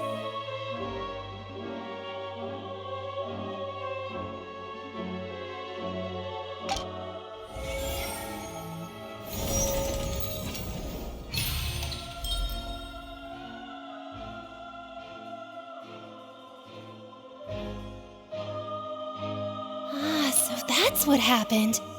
Wait, you're telling me something as dangerous as water from the primordial sea has been used for all these years? What a great theory. It also explains Callus's and Jacques' respective motives. I guess they didn't shoot each other after all. Mr. Marcel, you are the one being charged with the crime. You should provide a rebuttal if you wish to prove your innocence. Ah, but I think I agree with everything Navia just said. In fact, there was nothing in her speech that directly implicated me. Then, may I ask some questions? In my opinion, we primarily need to determine two things. One, do you have the evidence to back up your claims? I'm afraid not. At least not at this very moment. Boo! If you don't have any evidence, you should just go home! I may not have the evidence with me, but I know where I could go to collect it. If we look up the deserted clothes against a record of people who went missing around the same time, we should be able to find a match. Considering the serial disappearances case, the guards probably kept careful records of all missing persons from around that time, regardless of age or gender. That makes sense to me. Monsieur Neuvillette, I would consider this to be a reasonable investigative direction. Why do I feel like Farina's acting a little differently today? Maybe she's scared of embarrassing herself again? Alternatively, she's become more diligent after charging an innocent citizen in the last trial. My second question has to do with the ensuing duel. If the truth is indeed as you described, then why didn't Mr. Callus explain himself in court? If he had testified that a person had been dissolved, he could have at least mounted a defense. I've thought about this too, and the answer is actually pretty simple. He felt there were things that were more important to him. The dissolving power of water from the primordial sea is an important secret for the true culprit of the serial disappearances case. My father could have exposed it for all to see, but he chose to take it to the grave. At that time, Spina di Rosula was in dire straits, and his reputation had already been shattered. He had no guarantee that going forward with the truth would allow the culprit to be brought to justice. What was certain, however, was that it would paint a gigantic target on my back. Boss once told me that Demoiselle had already been selected as the next target of the serial disappearances case. What? If the secret had gotten out, the culprit would have fought an all-out war with Espina right there and then. I wouldn't have been the only one in danger. All of us would have stood to lose our lives. Of course, the guards might eventually figure out the truth of the matter and determine that we were in the right. But what good would that do? How can a hollow verdict protect anyone? Had this opera house ever given my father any kind of confidence in its brand of justice, Spina di Rosula would have had no reason to exist. But by staying silent, we retained the ability to deter our opponents and continue the stalemate. I was able to become Spina di Rosula's president, which made me harder to target, as well as giving me more time to grow and learn. And once I have figured out the truth and stepped up to the challenge, I will do what this opera house cannot, and restore my father's truth and honor back to him. So, you mean to say, your father intended to die in the duelist's ring? That's right. Do you have any proof? Of course. All you need is to ask his opponent, Clarand. I don't need your apology, your guilt, or your support from the shadows. You don't have to do anything for my sake. But since he entrusted his will to you, Clarand, you should tell us the truth about his sacrifice. So, during the duel, did you believe that Callus was intending to die? Yes, I did. As a champion duelist, I've fought many battles and taken a countless number of dishonored lives. In my line of work, I've seen all kinds of people give their all for the faintest hope to continue living. Some were determined, others passionate, and some even manic and twisted. Just one look and I can tell if a duelist is hoping to live or if they're looking to die. I hereby swear on my name and honor as a champion duelist that Mr. Callus never intended to leave the ring alive. Since that's your testimony, I have no more questions. It appears there really are good grounds to reopen this case. I concur. However, Miss Navia, you still have not explained the link between your father's case and the serial disappearances case. Right? What she said was fascinating, but kind of beside the point. Wait, weren't they just talking about the serial disappearances case? Of course, Your Honor. The two cases are connected via a matter of timing. In my father's case, the culprit intended to kill both Jacques and Callus. As a result, they planned to act after hearing 2 gunshots. And at the end of Linny's trial, the culprit also only dissolved the victim in front of everyone because they realized they were at risk of being identified. The culprit could only time their actions so precisely if they were already at the scene. Coincidentally, Marcel attended both the banquet and the trial. So that's why you suspected me. Even after hearing your reasoning, I still can't help but find it a little preposterous. I'm used to it, though. You've always been an impulsive and sentimental child, Navia. It's one of your most endearing traits. No need to appeal to pathos. I won't try to refute your points one by one, but even if everything you just said was true, can you prove that I was the only person present at both events? On top of that, does a person have to be physically present to control the timing? Can't someone remotely monitor the place? I don't know what she can say to that. I know that even with that, You might still think you can reduce the list of suspects with some further investigations, until I'm the only one left on the list. Alas, who won't feel at least a little hurt by an accusation of murder from a girl you see as your own daughter? But if I were to dismiss this completely, you'd also think I'm not being considerate of your feelings. Ah well, let Uncle Marcel teach you another lesson. Do you know what the biggest flaw in your reasoning is? I suppose you're gonna tell me anyways. It's timing again. I'm a businessman by trade. From that standpoint, there's no reason for me to kidnap young women. It's a high-risk action with nothing to gain. In addition, I left my home in Snezhnaya when I was young to come to Poisson and work in some trade. My business only thrived when I received Callus's patronage. But the disappearances began before I ever stepped foot in Fontaine. I do apologize, demoiselle. This was my mistake. No, it's not your fault. I'm sure he had come prepared. Is there anything else you'd like to say? Would you like to check the date of my first business license against the first known case of the serial disappearances? You can also take a look at my border entry records, or ask my friends and family when I left Snezhnaya for the first time. Could those records and testimonies do something to appease the unspeakable anguish in your heart? Seems like she got the wrong guy. At this rate, Navia will be convicted for falsely accusing him. I think you've done a superb job of dissecting your father's feelings as he neared the end of his life. But aren't you going against all of his wishes and expectations right now? He wished for you to become more rational, collected, and conscientious, instead of dwelling only on your own feelings. Once you've learned to be more considerate of others' feelings, and to stop rushing headlong into things, you'd have met most of his expectations. This isn't just about me, and it never has been. The biggest difference between me and the rest of the victims is that I still have the ability to search for the truth, while that same agency has long been taken from them. The people whose families were destroyed by synth abuse, the people who lost their loved ones to the serial disappearances, and the people who suffered tragic ends due to their sense of justice. Many people's images are flashing before my eyes.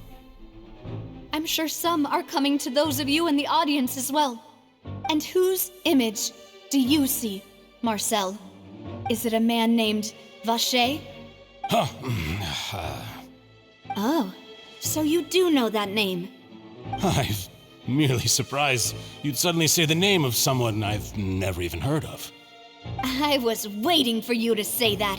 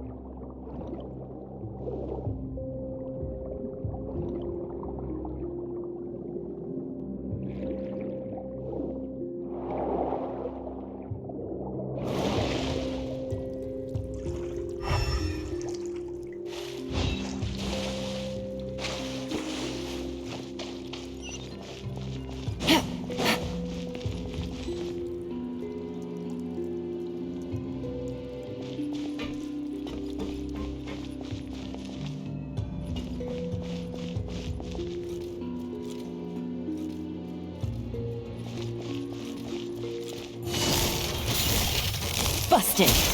Midnight Phantasmagoria! And voila!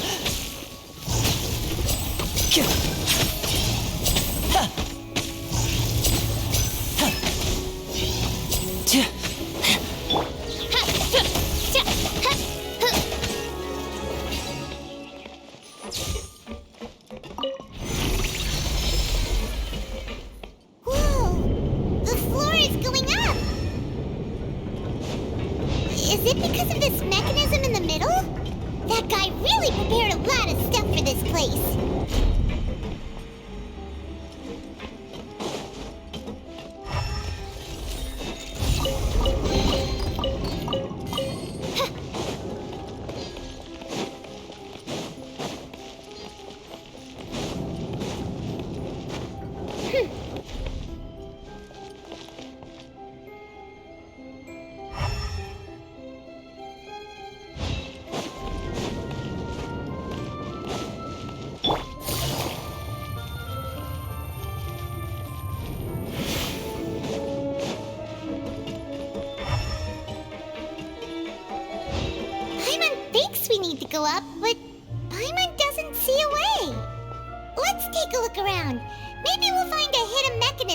show us the way up.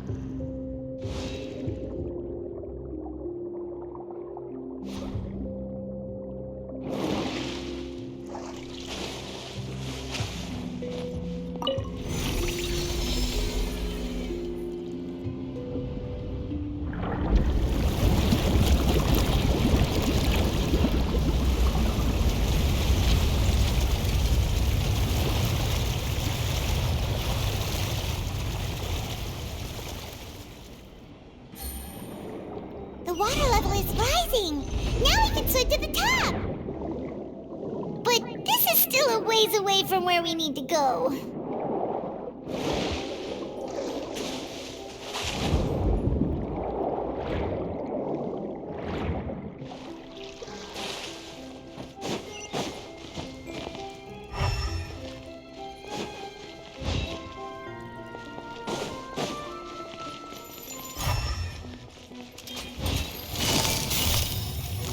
Gotcha. Oz, reveal thyself.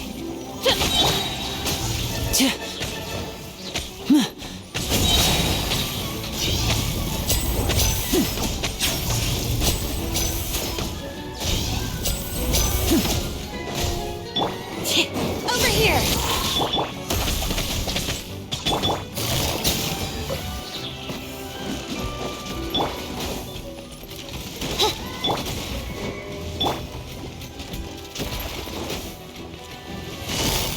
Busted.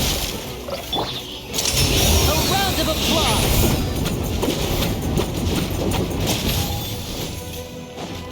Now disappear.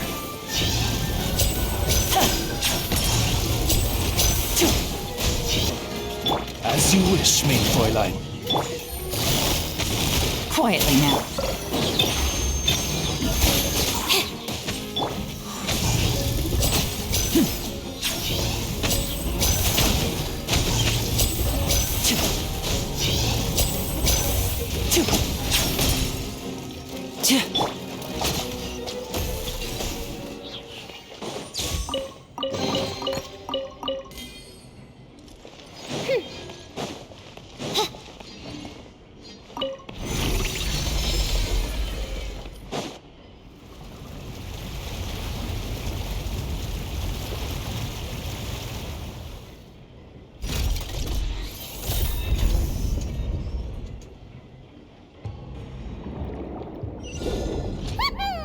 Now the path is clear. Let's go.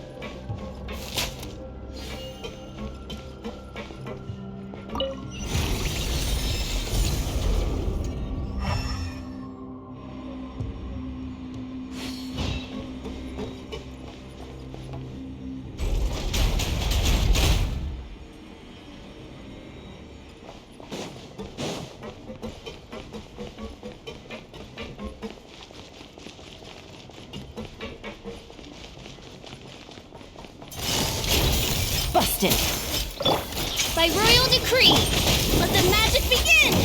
Surprise! It'll be all right. Here comes the finale.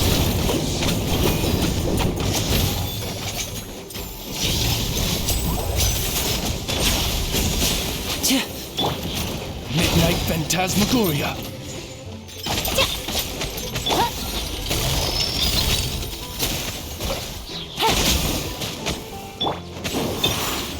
Step on up! Oz, reveal thyself!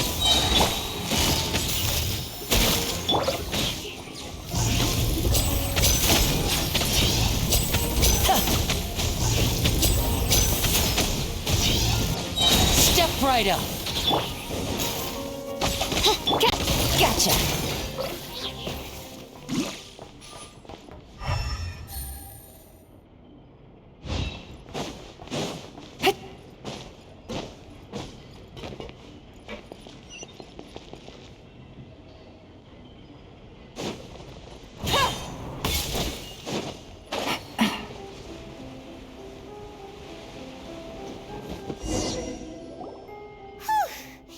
After all that, we finally made it to the innermost sanctum. Though, as expected, the mastermind isn't here. That's right. Then let's hurry up and find...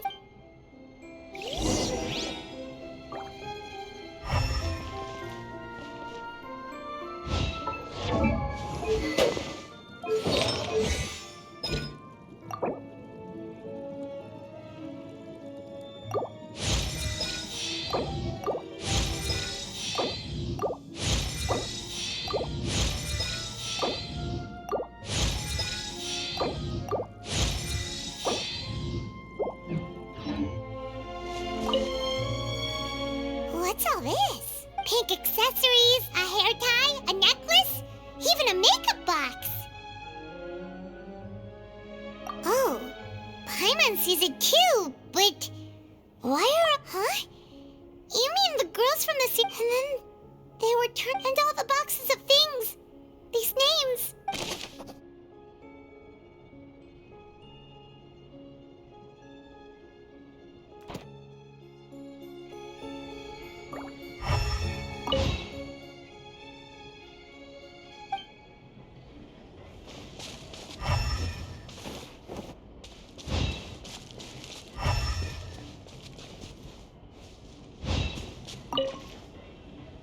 Let's see what's written here.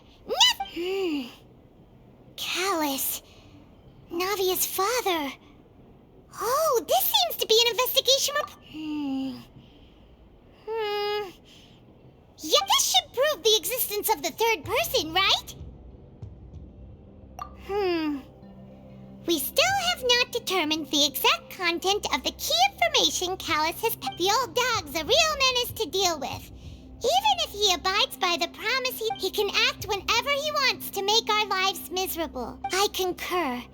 Let's send someone to kill him. Oh, seems like we've got a bunch of correspondence between the higher-ups.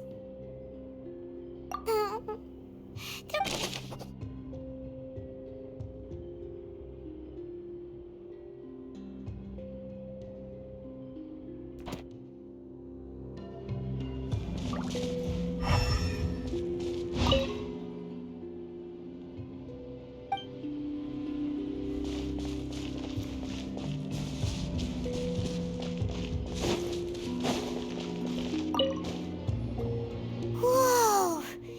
There's so much synth here! And so many bottles of ingredients that probably just contain the water. Mixing in progress. Ready to drink? Whoa! There's even fruit-flavored synth? Yep!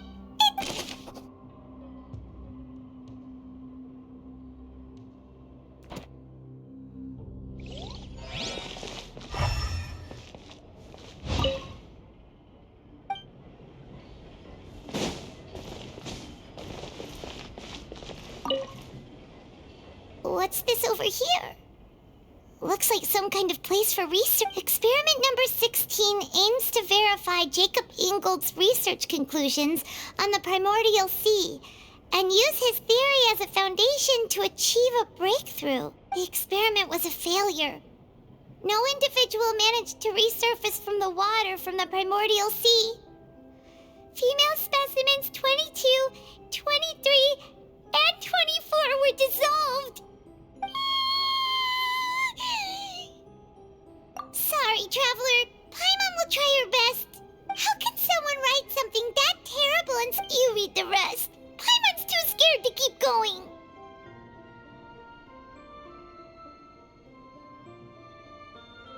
So that's why he did it. Wait, did he really think he'd be able to find a way just by dissolving people over and over? That's just insane! Huh? Isn't that the name you heard by the fountain?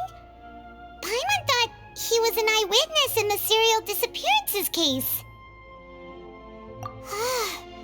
You mean Vache is the one who did all of these... experiments? So that's it! Vache was no victim. No, that's not it either! If that's the case, why would he want people to resurface from... In any case...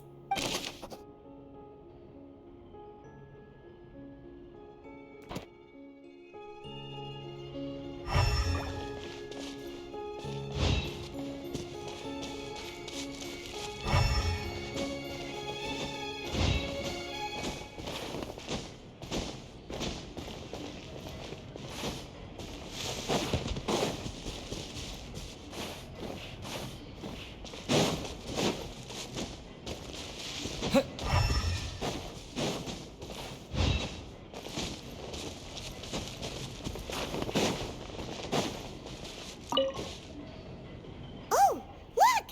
There's an important-looking basin over here, and it's full of water! That means this is where they make all the synth! And that special water is the main ingredient! If you dilute it with normal water, you'll get synth, but the pure stuff can dissolve a human! Paimon will take notes on this incriminating evidence!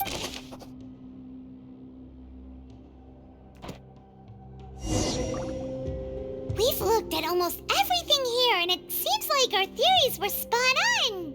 But, yeah, we haven't found anything that reveals his true identity. No wonder even Neuvillette wasn't able to find anything.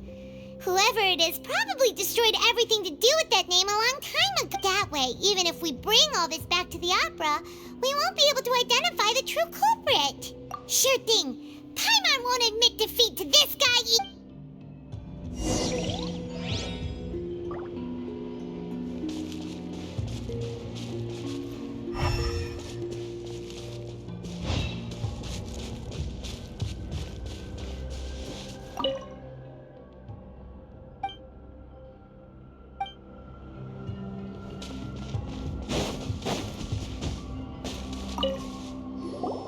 You take that side, and Paimon will take this side.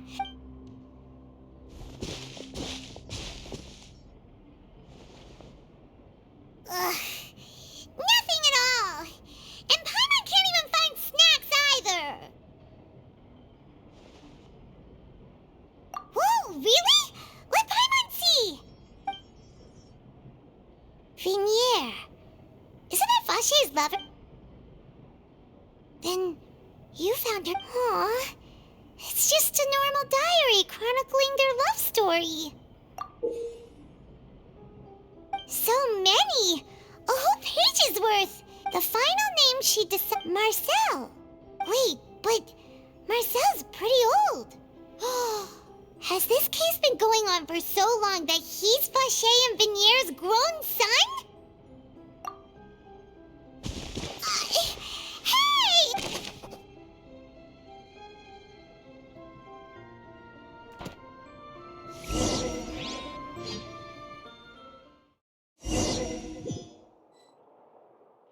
And whose image do you see, Marcel? Is it a man named Vache? Oh, so you do know that name. I'm merely surprised you'd suddenly say the name of someone I've never even heard of. I was waiting for you to say that. Navia! We're back! As expected of my partner. I just knew you'd return in the nick of time. Just how often do you intend to flout the rules of this court? It's all right, Monsieur Nervalette. Given their confidence, I expect they've found the crucial evidence.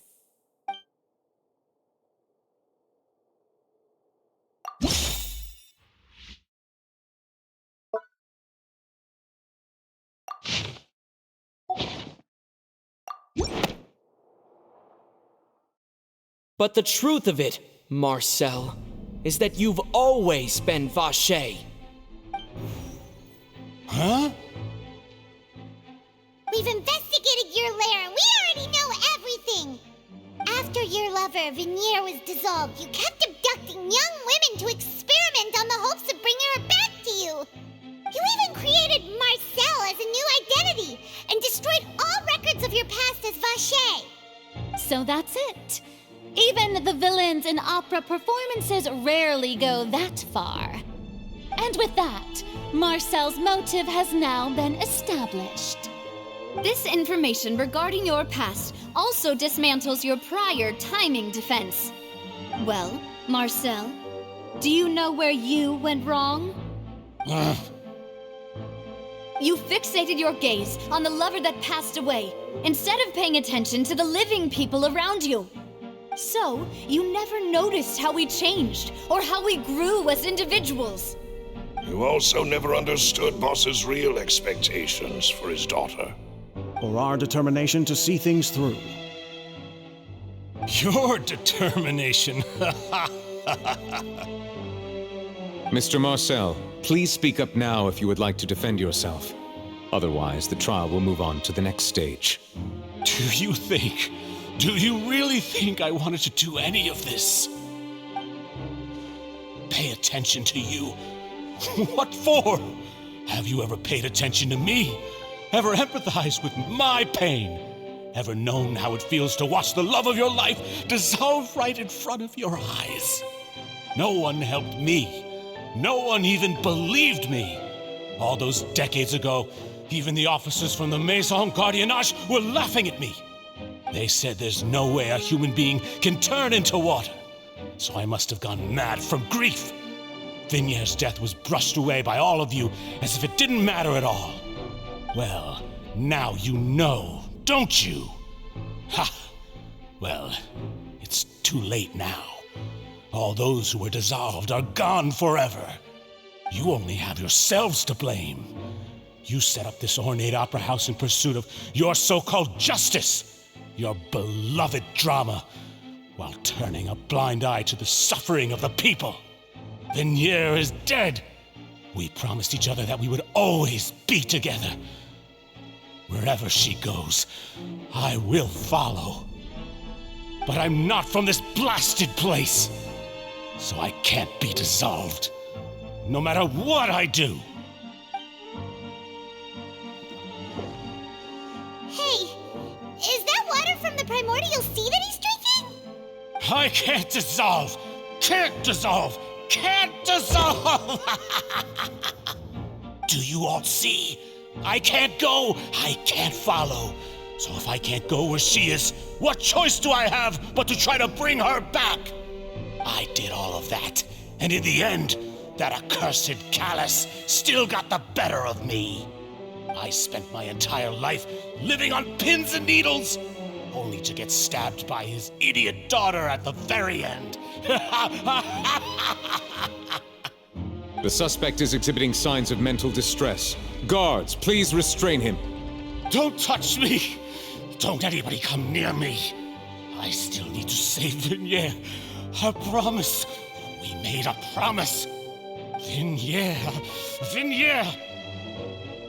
Please, Venier, don't think badly of me. All I want to do is fulfill our promise. At this point, the verdict of this trial is clear. With Mr. Marcel's conviction, the charges against Mr. Tartaglia no longer have any basis. Fine by me. I was in a bad mood, but after a show like that, I'm actually feeling pretty good. Traveler, please submit all the evidence you have collected to the guards, so that I might review and summarize the truth behind the serial disappearances case. The man now known as Marcel was originally named Vacher and worked as an adventurer with his partner and lover Vignier. During an underwater expedition, Vignier accidentally came into contact with water from the primordial sea and was dissolved in front of Vacher as a result. Vacher learned of the primordial water's existence through the work of others and began to kidnap young women for research, with the goal of discovering a method to restore Vignier back to life. To cover his tracks, he invented the new alias of Marcel and began to operate a business in Poisson. During the course of his research, Vacher discovered that a diluted concoction of water from the primordial sea can induce feelings of euphoria, and began to manufacture and market synth. However, as he accumulated wealth to fund his continued research and expanded the scope, he came into conflict with Spina di Rosula. After exchanging blows with Spina di Rosula for many years, Vacher decided to assassinate their president Callus at a banquet. Although the assassination did not go as Vacher expected, he was able to turn Callus into the murder suspect by dissolving the assassin he sent to the scene. And just recently, Vacher attempted to frame Linny as the culprit of the serial disappearances case, using a similar method. However, his attempt to frame Linny failed, and the power of water from the primordial sea became public knowledge. This case also exposed enough of Vacher's machinations that he was eventually successfully charged in court. Thus concludes the enigmatic history of the serial disappearances case, with the truth revealed to all.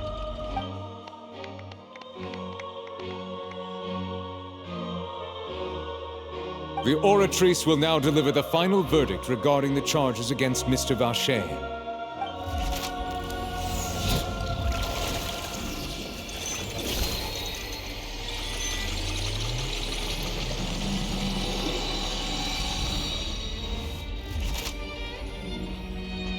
According to the judgment of the Oratrice Mécanique d'Analyse Cardinale, Mr. Vacher is guilty.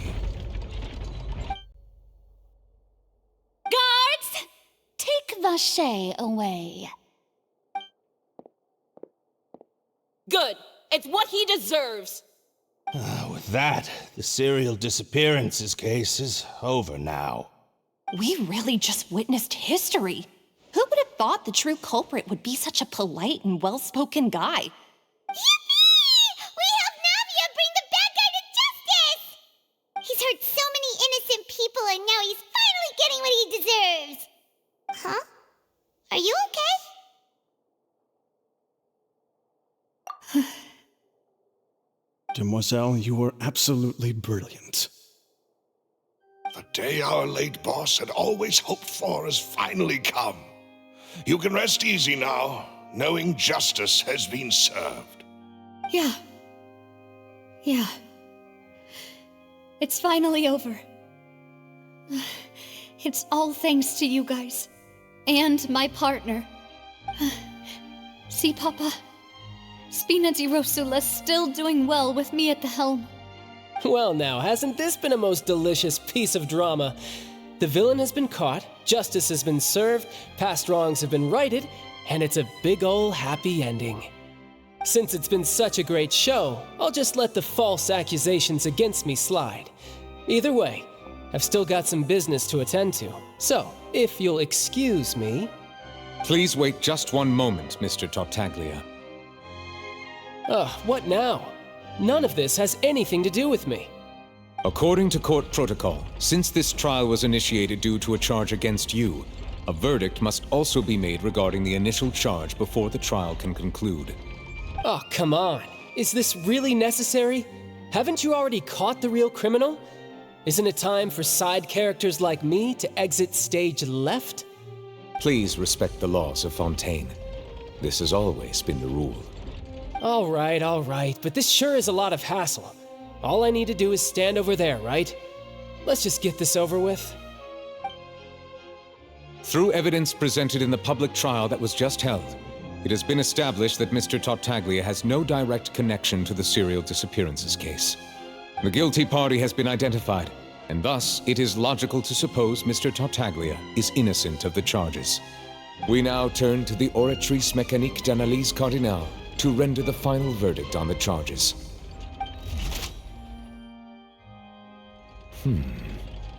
According to the judgment of the Oratrice Mécanique d'Analyse Cardinale, Mr. Tartaglia is guilty.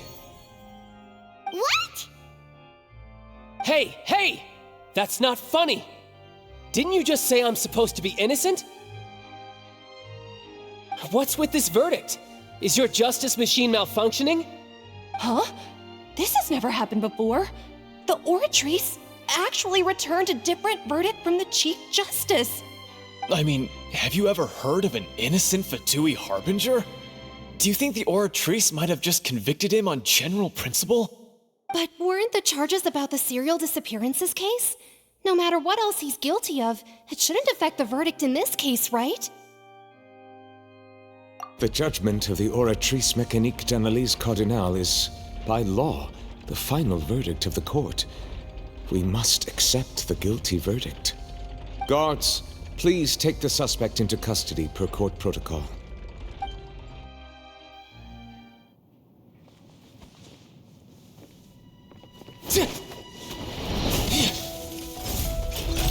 So this is how justice is done in Fontaine. What a joke.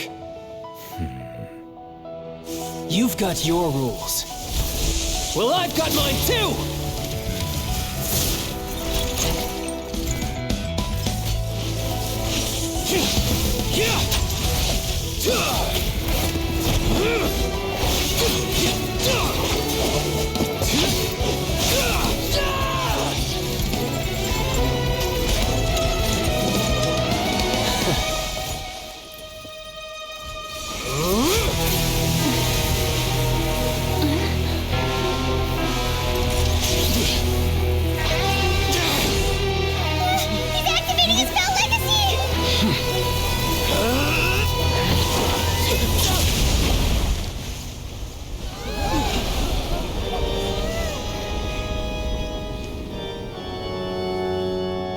I am sorry. If you have been wronged, we will find the truth. But the rules of the court must be upheld.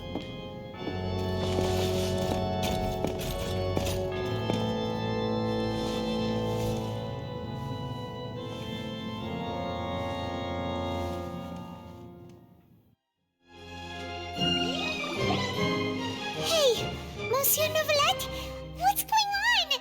Shouldn't they have been cleared already? Apologies.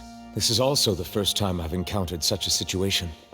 However, according to the rules established at the conception of Fontaine's court system, the Oratrice's judgment is the final verdict of the court. All I do is follow court procedure. As for why the Oratrice arrived at the conclusion it did, you should probably ask someone more knowledgeable than me. Why are you looking at me? I had nothing to do with it! I don't know what happened there either! Hey, stop staring at me! What does Lady Farina mean by that?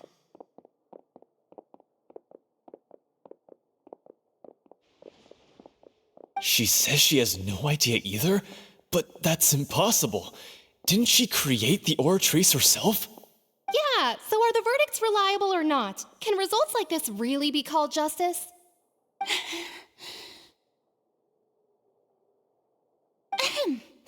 My dearest citizens, did you really think we'd allow an incorrect verdict to be handed out in this court?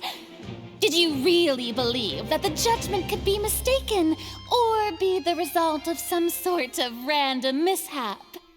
Don't tell me you thought even I had been blindsided by the Oratrice's result. But the way she looked just now, it was pretty obvious she had no idea what was going on.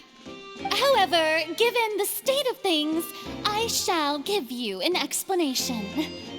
Everything that just took place, including my supposed shock and bafflement, was a part of an elaborate performance, with every action meant to stir up drama and excitement. And, of course, for every performance there is a script. everything has unfolded exactly as I expected from the very beginning. As the embodiment of the very concept of justice, the Oratrice shall never render an arbitrary judgment! If you thought Child had nothing to do with the serial disappearances case, it is only because you've been blinded by the superficial appearance of innocence. Everything he's done, not to mention the danger he poses, are beyond ordinary comprehension and completely unforgivable! All shall be revealed in time. You will come to understand my noble intentions, as well as the absolute correctness of the Oratrice's verdict.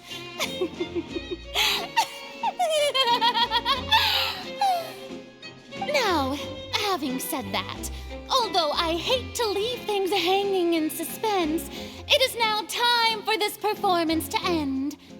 As the lead actress, I shall be the first to take my leave. Toodaloo! So she chose to make her escape after all, did she? So you're saying we shouldn't put much stock into what she just said? She probably just put on that performance to save face. As for the truth, it's unlikely that she actually has any idea. However, please be assured that I will continue to investigate this case in a personal capacity. Just as I promised, if the judgment has been incorrect, we will do our utmost to clear his name. All right. Even though we feel pretty badly for him, we'll take your word for it for now. After all, he's done plenty of bad stuff, so he should have known he'd go to prison someday, right?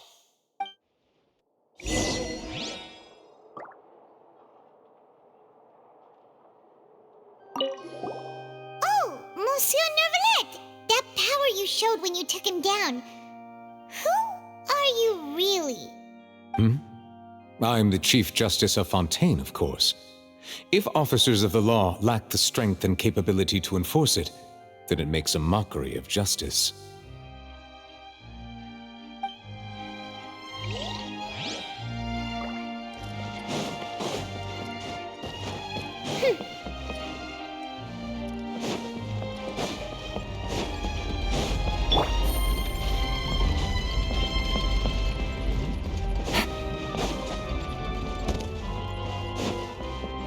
Take it easy.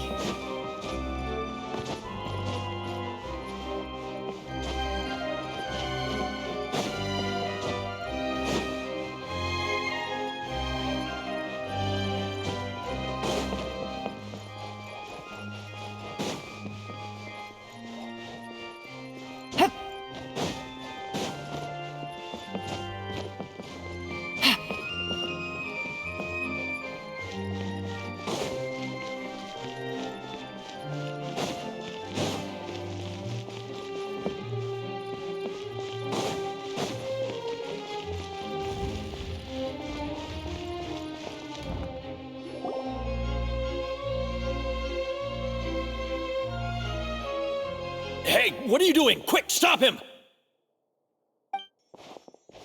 Traveler! Hey! Traveler! Marcel! What are you doing over here? Stop resisting arrest! Cease, or we'll add another charge to the list. No, wait! I just want to ask the Traveler something. I'm not looking to run away. Please, just let me ask this one small thing. Go on.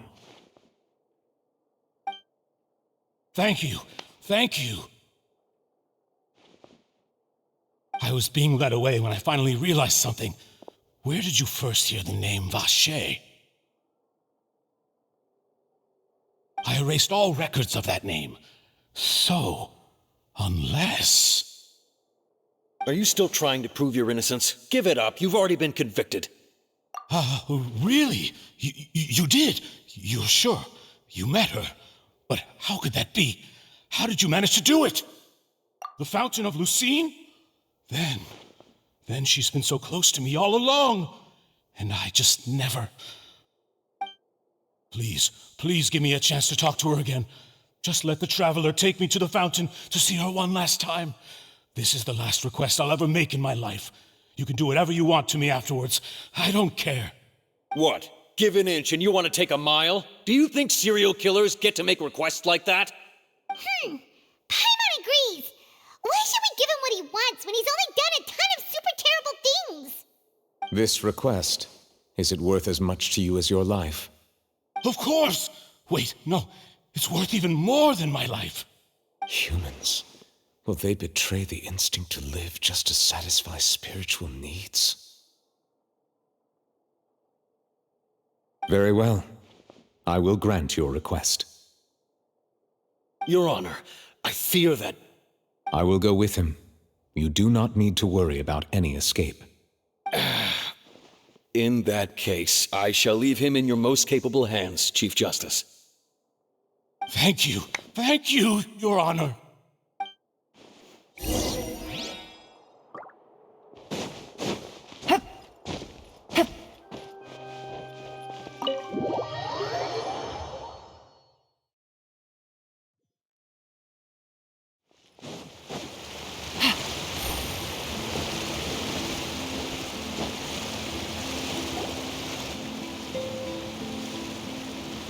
Is this the place? You said she's here, but what do I need to do to see her? Yeah, and even Paimon could hear her after drinking that thing. Didn't you just drink a lot of it on the stage as well? Oh, in that case... Vache! Ah! Yes, that's it! So you heard it too! Vignier, it's me! It's me, Vache! Vache? Vache? I'm here! I'm here! Where are you, Vignier? I'm coming for you. I'm finally here for you. Hey, wait! Be careful! Hey, wait! Vignier, is that you? It's me, Vache! Vignier! Vache? Why did you come? Didn't I say? You don't need to look for me. You look a lot older than I remember. How long has it been? It's been more than 20 years. I've suffered for over 20 years since the day you left. All this time, only the thought of bringing you back has kept me alive. Nothing else mattered to me. I must be dreaming. Who would have thought I'd get the chance to tell you all of my feelings like this? Vignier, you are my everything. I really don't know how I could live without you. But Vache, if you ask me, this world would be better off without you. What are you saying? If not for you, I would have finished my law degree and probably become a top-tier attorney one day. If not for you, I would have continued to pursue my love of the arts, and my works would have been displayed in the Palais Mermonia itself. If not for you, I would at least have been able to take care of my mother. And she would not have grown old and died alone, with nothing but the tears on her cheeks. It's all because of your selfishness, Vache. It's all because of you. You... Wait, you are not Vignier. Who are you? You're right. I am not Vignier. I am the sacrifices. Every woman who died by your hand, as our bodies dissolved, our consciousnesses flowed back to the primordial sea. Our thoughts circulated endlessly within the primordial sea, and we were no longer individuals, but we became one, just as streams of water come together in the sea. I'm Cressy. I'm Lemony. I'm Azine. The only one I am not is Vignier. Why? But then, where is Vignier? She doesn't want to see you anymore. Every tendril of her consciousness is avoiding you. This is what you get for your selfishness. Your selfishness robbed us of our lives and our futures. You said time and time again that you'd do any and everything for her. But did you ever consider whether she'd want to see you do the things that you did? If she would despise you for what you became?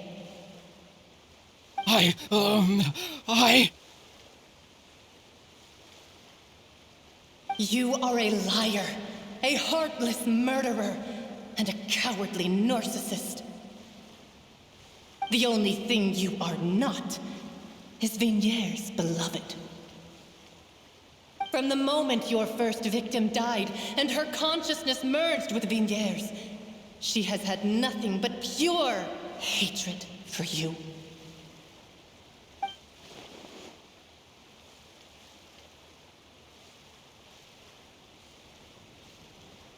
No! Yeah! She can't hate me. Let me see her. Please! Have mercy! You still don't understand. When I said don't look for me, that came from the real Vignier. She really doesn't want to see you anymore. But on top of that, she also said that because it's her final drop of pity for you.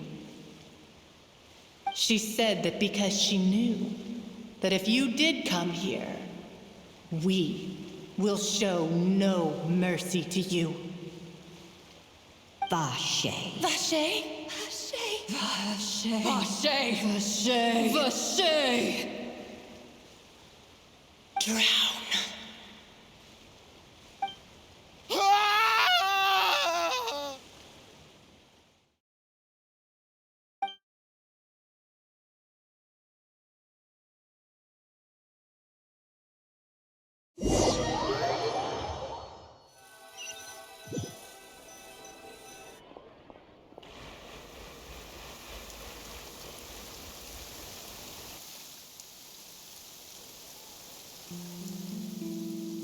Finally, we have some time to do shopping. Gosh, it's really been a long time since we've been able to relax. Well met, partner. I knew something great was going to happen when I woke up in such a good mood today. Even this weather can't put a damper on the demoiselle's mood. It's a pleasure to see you both again. Oh, hey, Navia! It's been a few days. Paimon's already started to miss you. Oh, now that I believe. I'm easy to work with and always bring home the bacon. Who wouldn't treasure having a partner like me?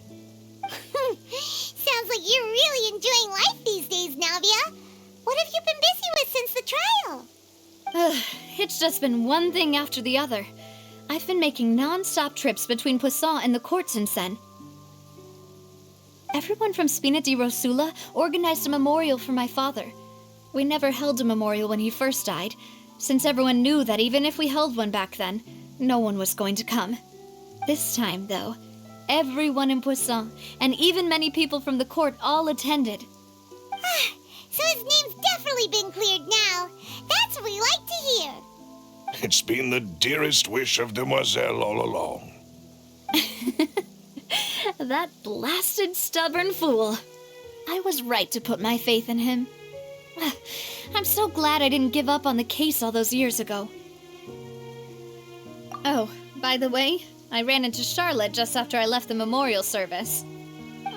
Well, maybe it'd be more accurate to say I knew she would be there, and there was no way she'd just let me go. Huh? So you know Charlotte too?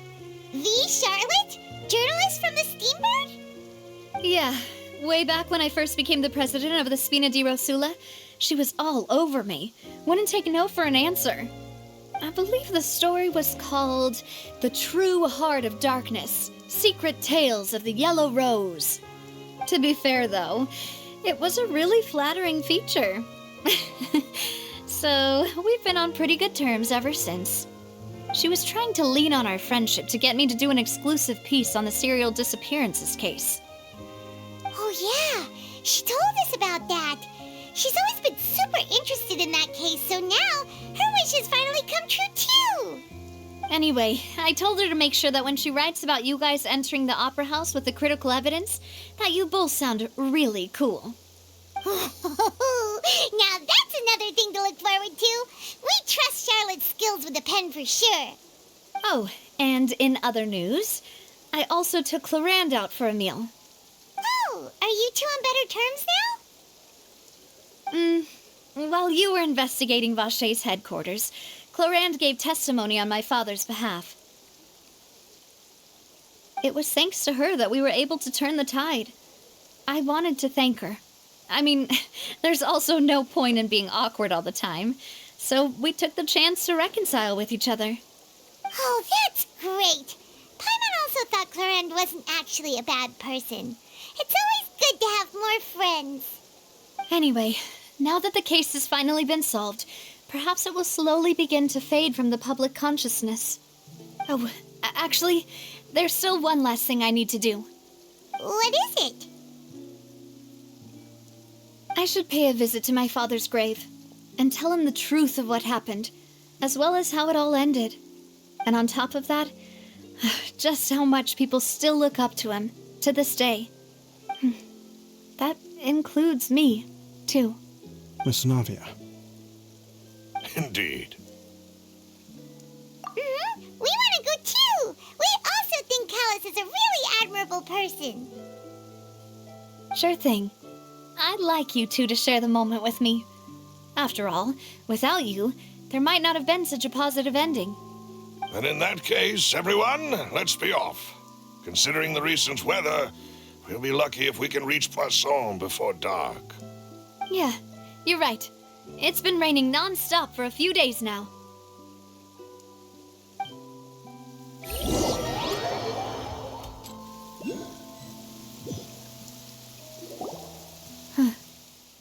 This is where my father's grave is.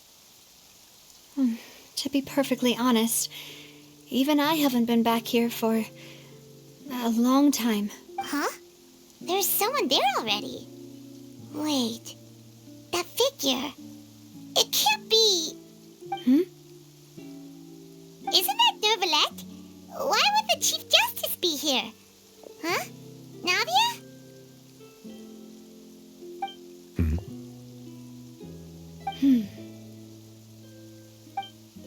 My apologies. I should have asked before coming to pay my respects. Don't say that. Sorry about that. Oh, I was trying to say there's no need for you to apologize. I wanted to show my father how much I've grown, but still, I doubt I've grown to the point that even the Chief Justice would feel compelled to apologize to me over and over. In that case, I will stop apologizing for now. You really could use some pointers on understanding human emotions, Monsieur Neuvillette. In any case, why did you come to Poisson? Well, ever since that day, I've been turning a question over and over in my head. Just what is justice anyway? There was once a time when I didn't want to believe that there could be anything more important to humans than life itself. Oh, rather than that, it's probably more truthful to say I didn't believe humans were capable of resisting the most basic instinct of living things. That they could rebel against their own nature, or consider certain things to be more important than their own lives. Which is also why I didn't stop your father from beginning that fateful duel. I believed that a truly innocent man would never throw away his life like that. That there was nothing, should have been nothing more important than one's own continued survival. But Mr. Callus proved me utterly and decisively wrong. If not for his sacrifice, the serial disappearances case would have remained unsolved to this day. Mr. Callus made the choice he did for his daughter, for his associates, and for many people completely unrelated to him. And in the end, from a certain perspective, one could say that he did it all for the sake of justice. A justice that's higher than life itself. So, you asked me why I came here. I just wanted to say my apologies to Mr. Callis in person. I should have noticed all of this much sooner. This regret has filled me with a sadness that has haunted me for days. That high and mighty chair in the opera Epiclese indeed insulates one from many important things. Spina di Rosula, thank you so much for your hard work and perseverance. I'm sorry for being mad at you before. So, you're actually one of those types that's cold on the outside, but pretty thoughtful on the inside, huh? That reminds me of Silver, one of my guys. Sorry about that. Self-expression is not one of my strong suits.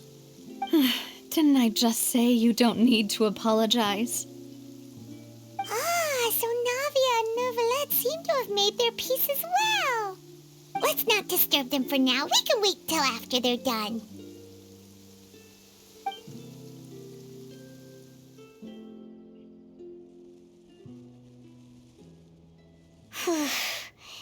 Paimon's never paid respects at someone's grave before.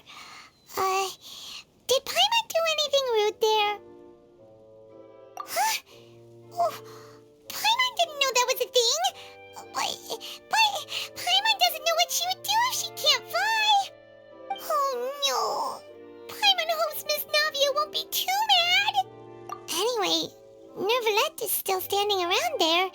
It's not often that we can catch him alone like this, so why don't we go talk to him for a bit? If we can't talk to Lady Farina, we can at least talk to him, right?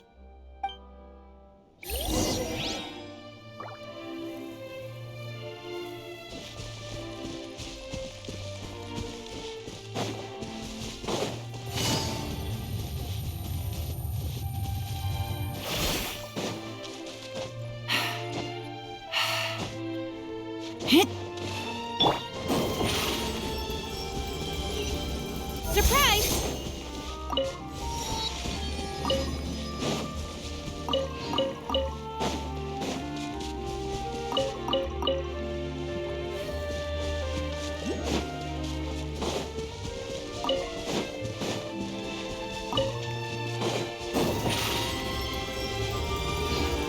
Step on up!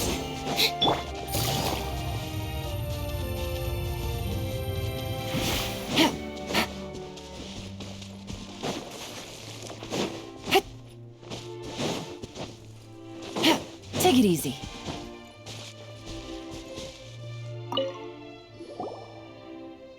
Oh, it's you two. Did Miss Navia invite you to come pay your respects to her father? Mm-hmm. We ran into Navia on the streets today, so we just followed her here. I see. Then is there something that I can help you with? Well, it's pretty hard to run into you like this, since you're usually super busy. So we figured we could try to ask you a few questions, if that's okay. Please feel free. Though outsiders, you helped us solve one of the greatest mysteries in Fontaine, and it would be my pleasure to return the favor.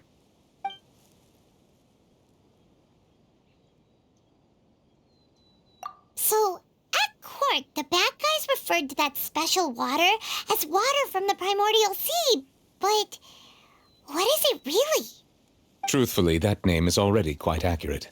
I can only surmise that Vacher and his ilk only learned of its nature and existence after extensive research. There used to be a special sea on the surface of this planet. The nature of its seawater was rather different from that of the sea we know today. Most of Tevat's life forms were first born in that special sea. You could say it nurtured much of the life on this planet. Huh. So it really was where everything began. It makes sense to call it primordial then. But today, the primordial sea no longer exists on the planet's surface. What Vacher discovered must have been some kind of special case, or a remnant from a truly ancient age. Huh. So that's how it is. Oh, you really know everything, Monsieur Neuvillette. But if that's the case, then why would people, at least people from Fontaine, dissolve in that kind of water? Indeed. Why would the primordial sea, which was known to engender and nurture life, suddenly reverse itself and devour life instead? To be frank, that also doesn't match my understanding of this world and its laws. There must still be some unknown secrets around the people of this land. Is there anything else you'd like to ask me about? That the sea levels will rise and everyone will be dissolved in water, leaving Farina crying alone on her throne, but the sins of the people will be finally washed away for good. Does that appropriately summarize the version you've heard? That's right! It was Lenny that told us back then. And that about covers all the main points. Yes, up to the present, I think we reached a point where we have no choice but to confront this prophecy directly. Rumors have it that this prophecy is rooted in the last words the former Hydro Archon left to the world before she passed away. A prophecy? Of the former Hydro Archon? Wow. This is the first time that we've ever heard of it. 2 parts of the prophecy have already proven correct. The rising sea levels and the ability of the people of Fontaine to be dissolved. We should be more vigilant and stay on the watch for further signs. Speaking of the prophecy, Farina has also always taken it quite seriously. Indeed, she has been collecting information and intelligence from across Tevat for this purpose. If the rumors were true, then perhaps this prophecy is the conundrum left to Farina by her predecessor. But with Farina being the way she is, can we really trust her to solve it? Is there anything else you'd like to ask me about? My apologies. My investigation has still not reached its conclusion. However, I still believe the judgment of the Oratrice was not rendered arbitrarily. Huh? But you also said you thought he was innocent. For many years, I have been quite aware that the Oratrice does not simply mechanically repeat the verdict that I give on each case. As a divinely created mechanism, the people's unified faith in the concept of justice is integrated into it. Not only can it produce the incredible power of indemnitium, but it likely also possesses other traits, such as self-awareness. Which is all to say, I have been prepared for a situation like this for a long time. Huh. So when Lenny told us that he heard a human voice from the room where the Oratrice's core is stored... I was not aware such a thing had occurred. Perhaps that could serve to prove my conjecture. I will add that to the list of items to investigate. In any case, I am inclined to believe that the Oratrice does have a methodology all its own. We just do not have enough information. Based on Farina's reaction, I doubt even she had any idea what was going on. She managed to bluff her way through it, though, with her time-tested twin tricks of bravado and drama. While we do intend to get to the bottom of this, for now, we regret to say that the Fatui Harbinger will just have to bide his time in the fortress of Meripede. If we did incorrectly convict him of crimes he did not commit, we will most certainly compensate him to the fullest extent allowed by the law. If you ask Paimon, the only compensation he'll want is a no-holds-barred fight with you. Is there anything else you'd like to ask me about? Your sibling, another blonde-haired traveler. I'm sorry, but I've never seen anyone who matches that description. If she ever stepped foot in Fontaine, I'm sure she followed our laws to the letter, and had no reason to appear on the stage of the opera Epiclese. Is there anything else you'd like to ask me about? Very well. It was my honor to provide you with what answers I could. I very much enjoyed conversing with you. It will soon be time for me to leave this blissful tranquility behind and return to Palais Memornia. You really are super busy, Monsieur Neuvillette. Paimon thought you only came here to pay your respects today because you had the day off. Crime and villainy do not have the day off, and so justice must work around the clock as well. This is merely the nature of a justice's work. All right, you've got a point. Huh? Paimon just noticed that the rain has stopped.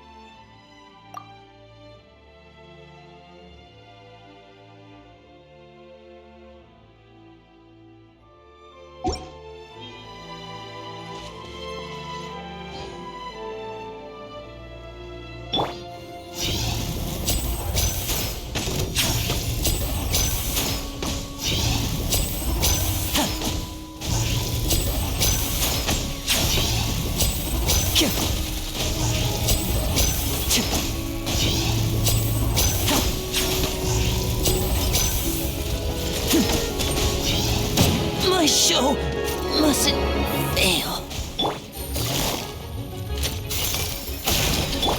By royal decree! Over here!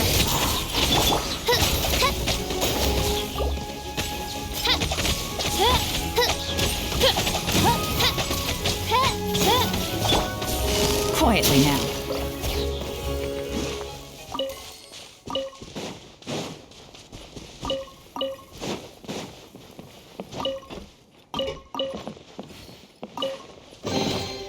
A chest full of valuables and a trove of potential clues.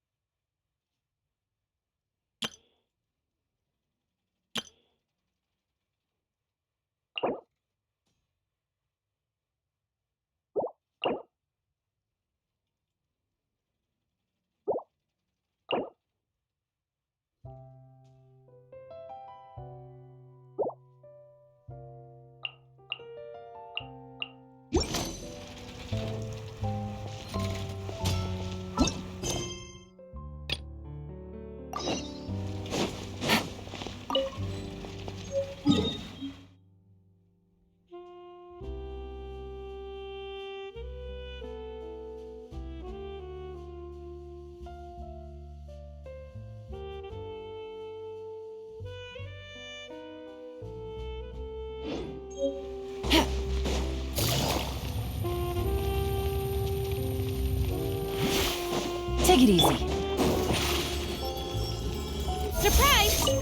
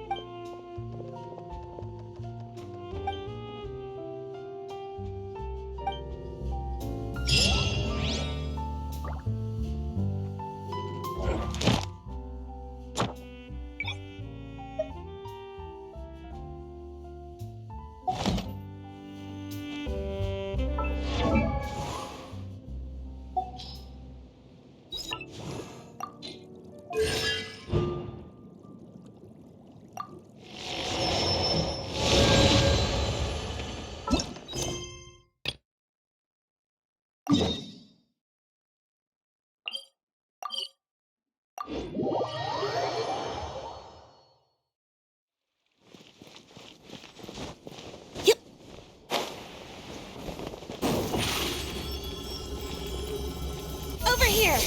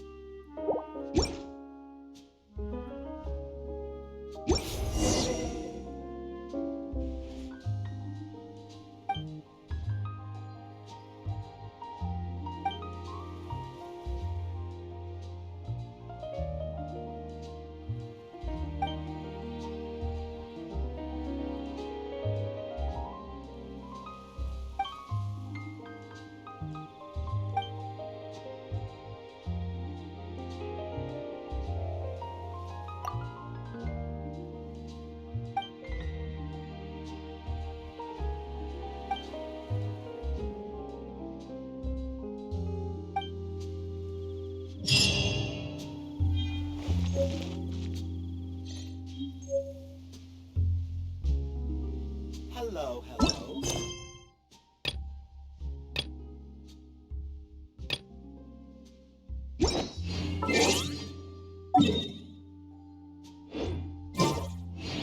Enter.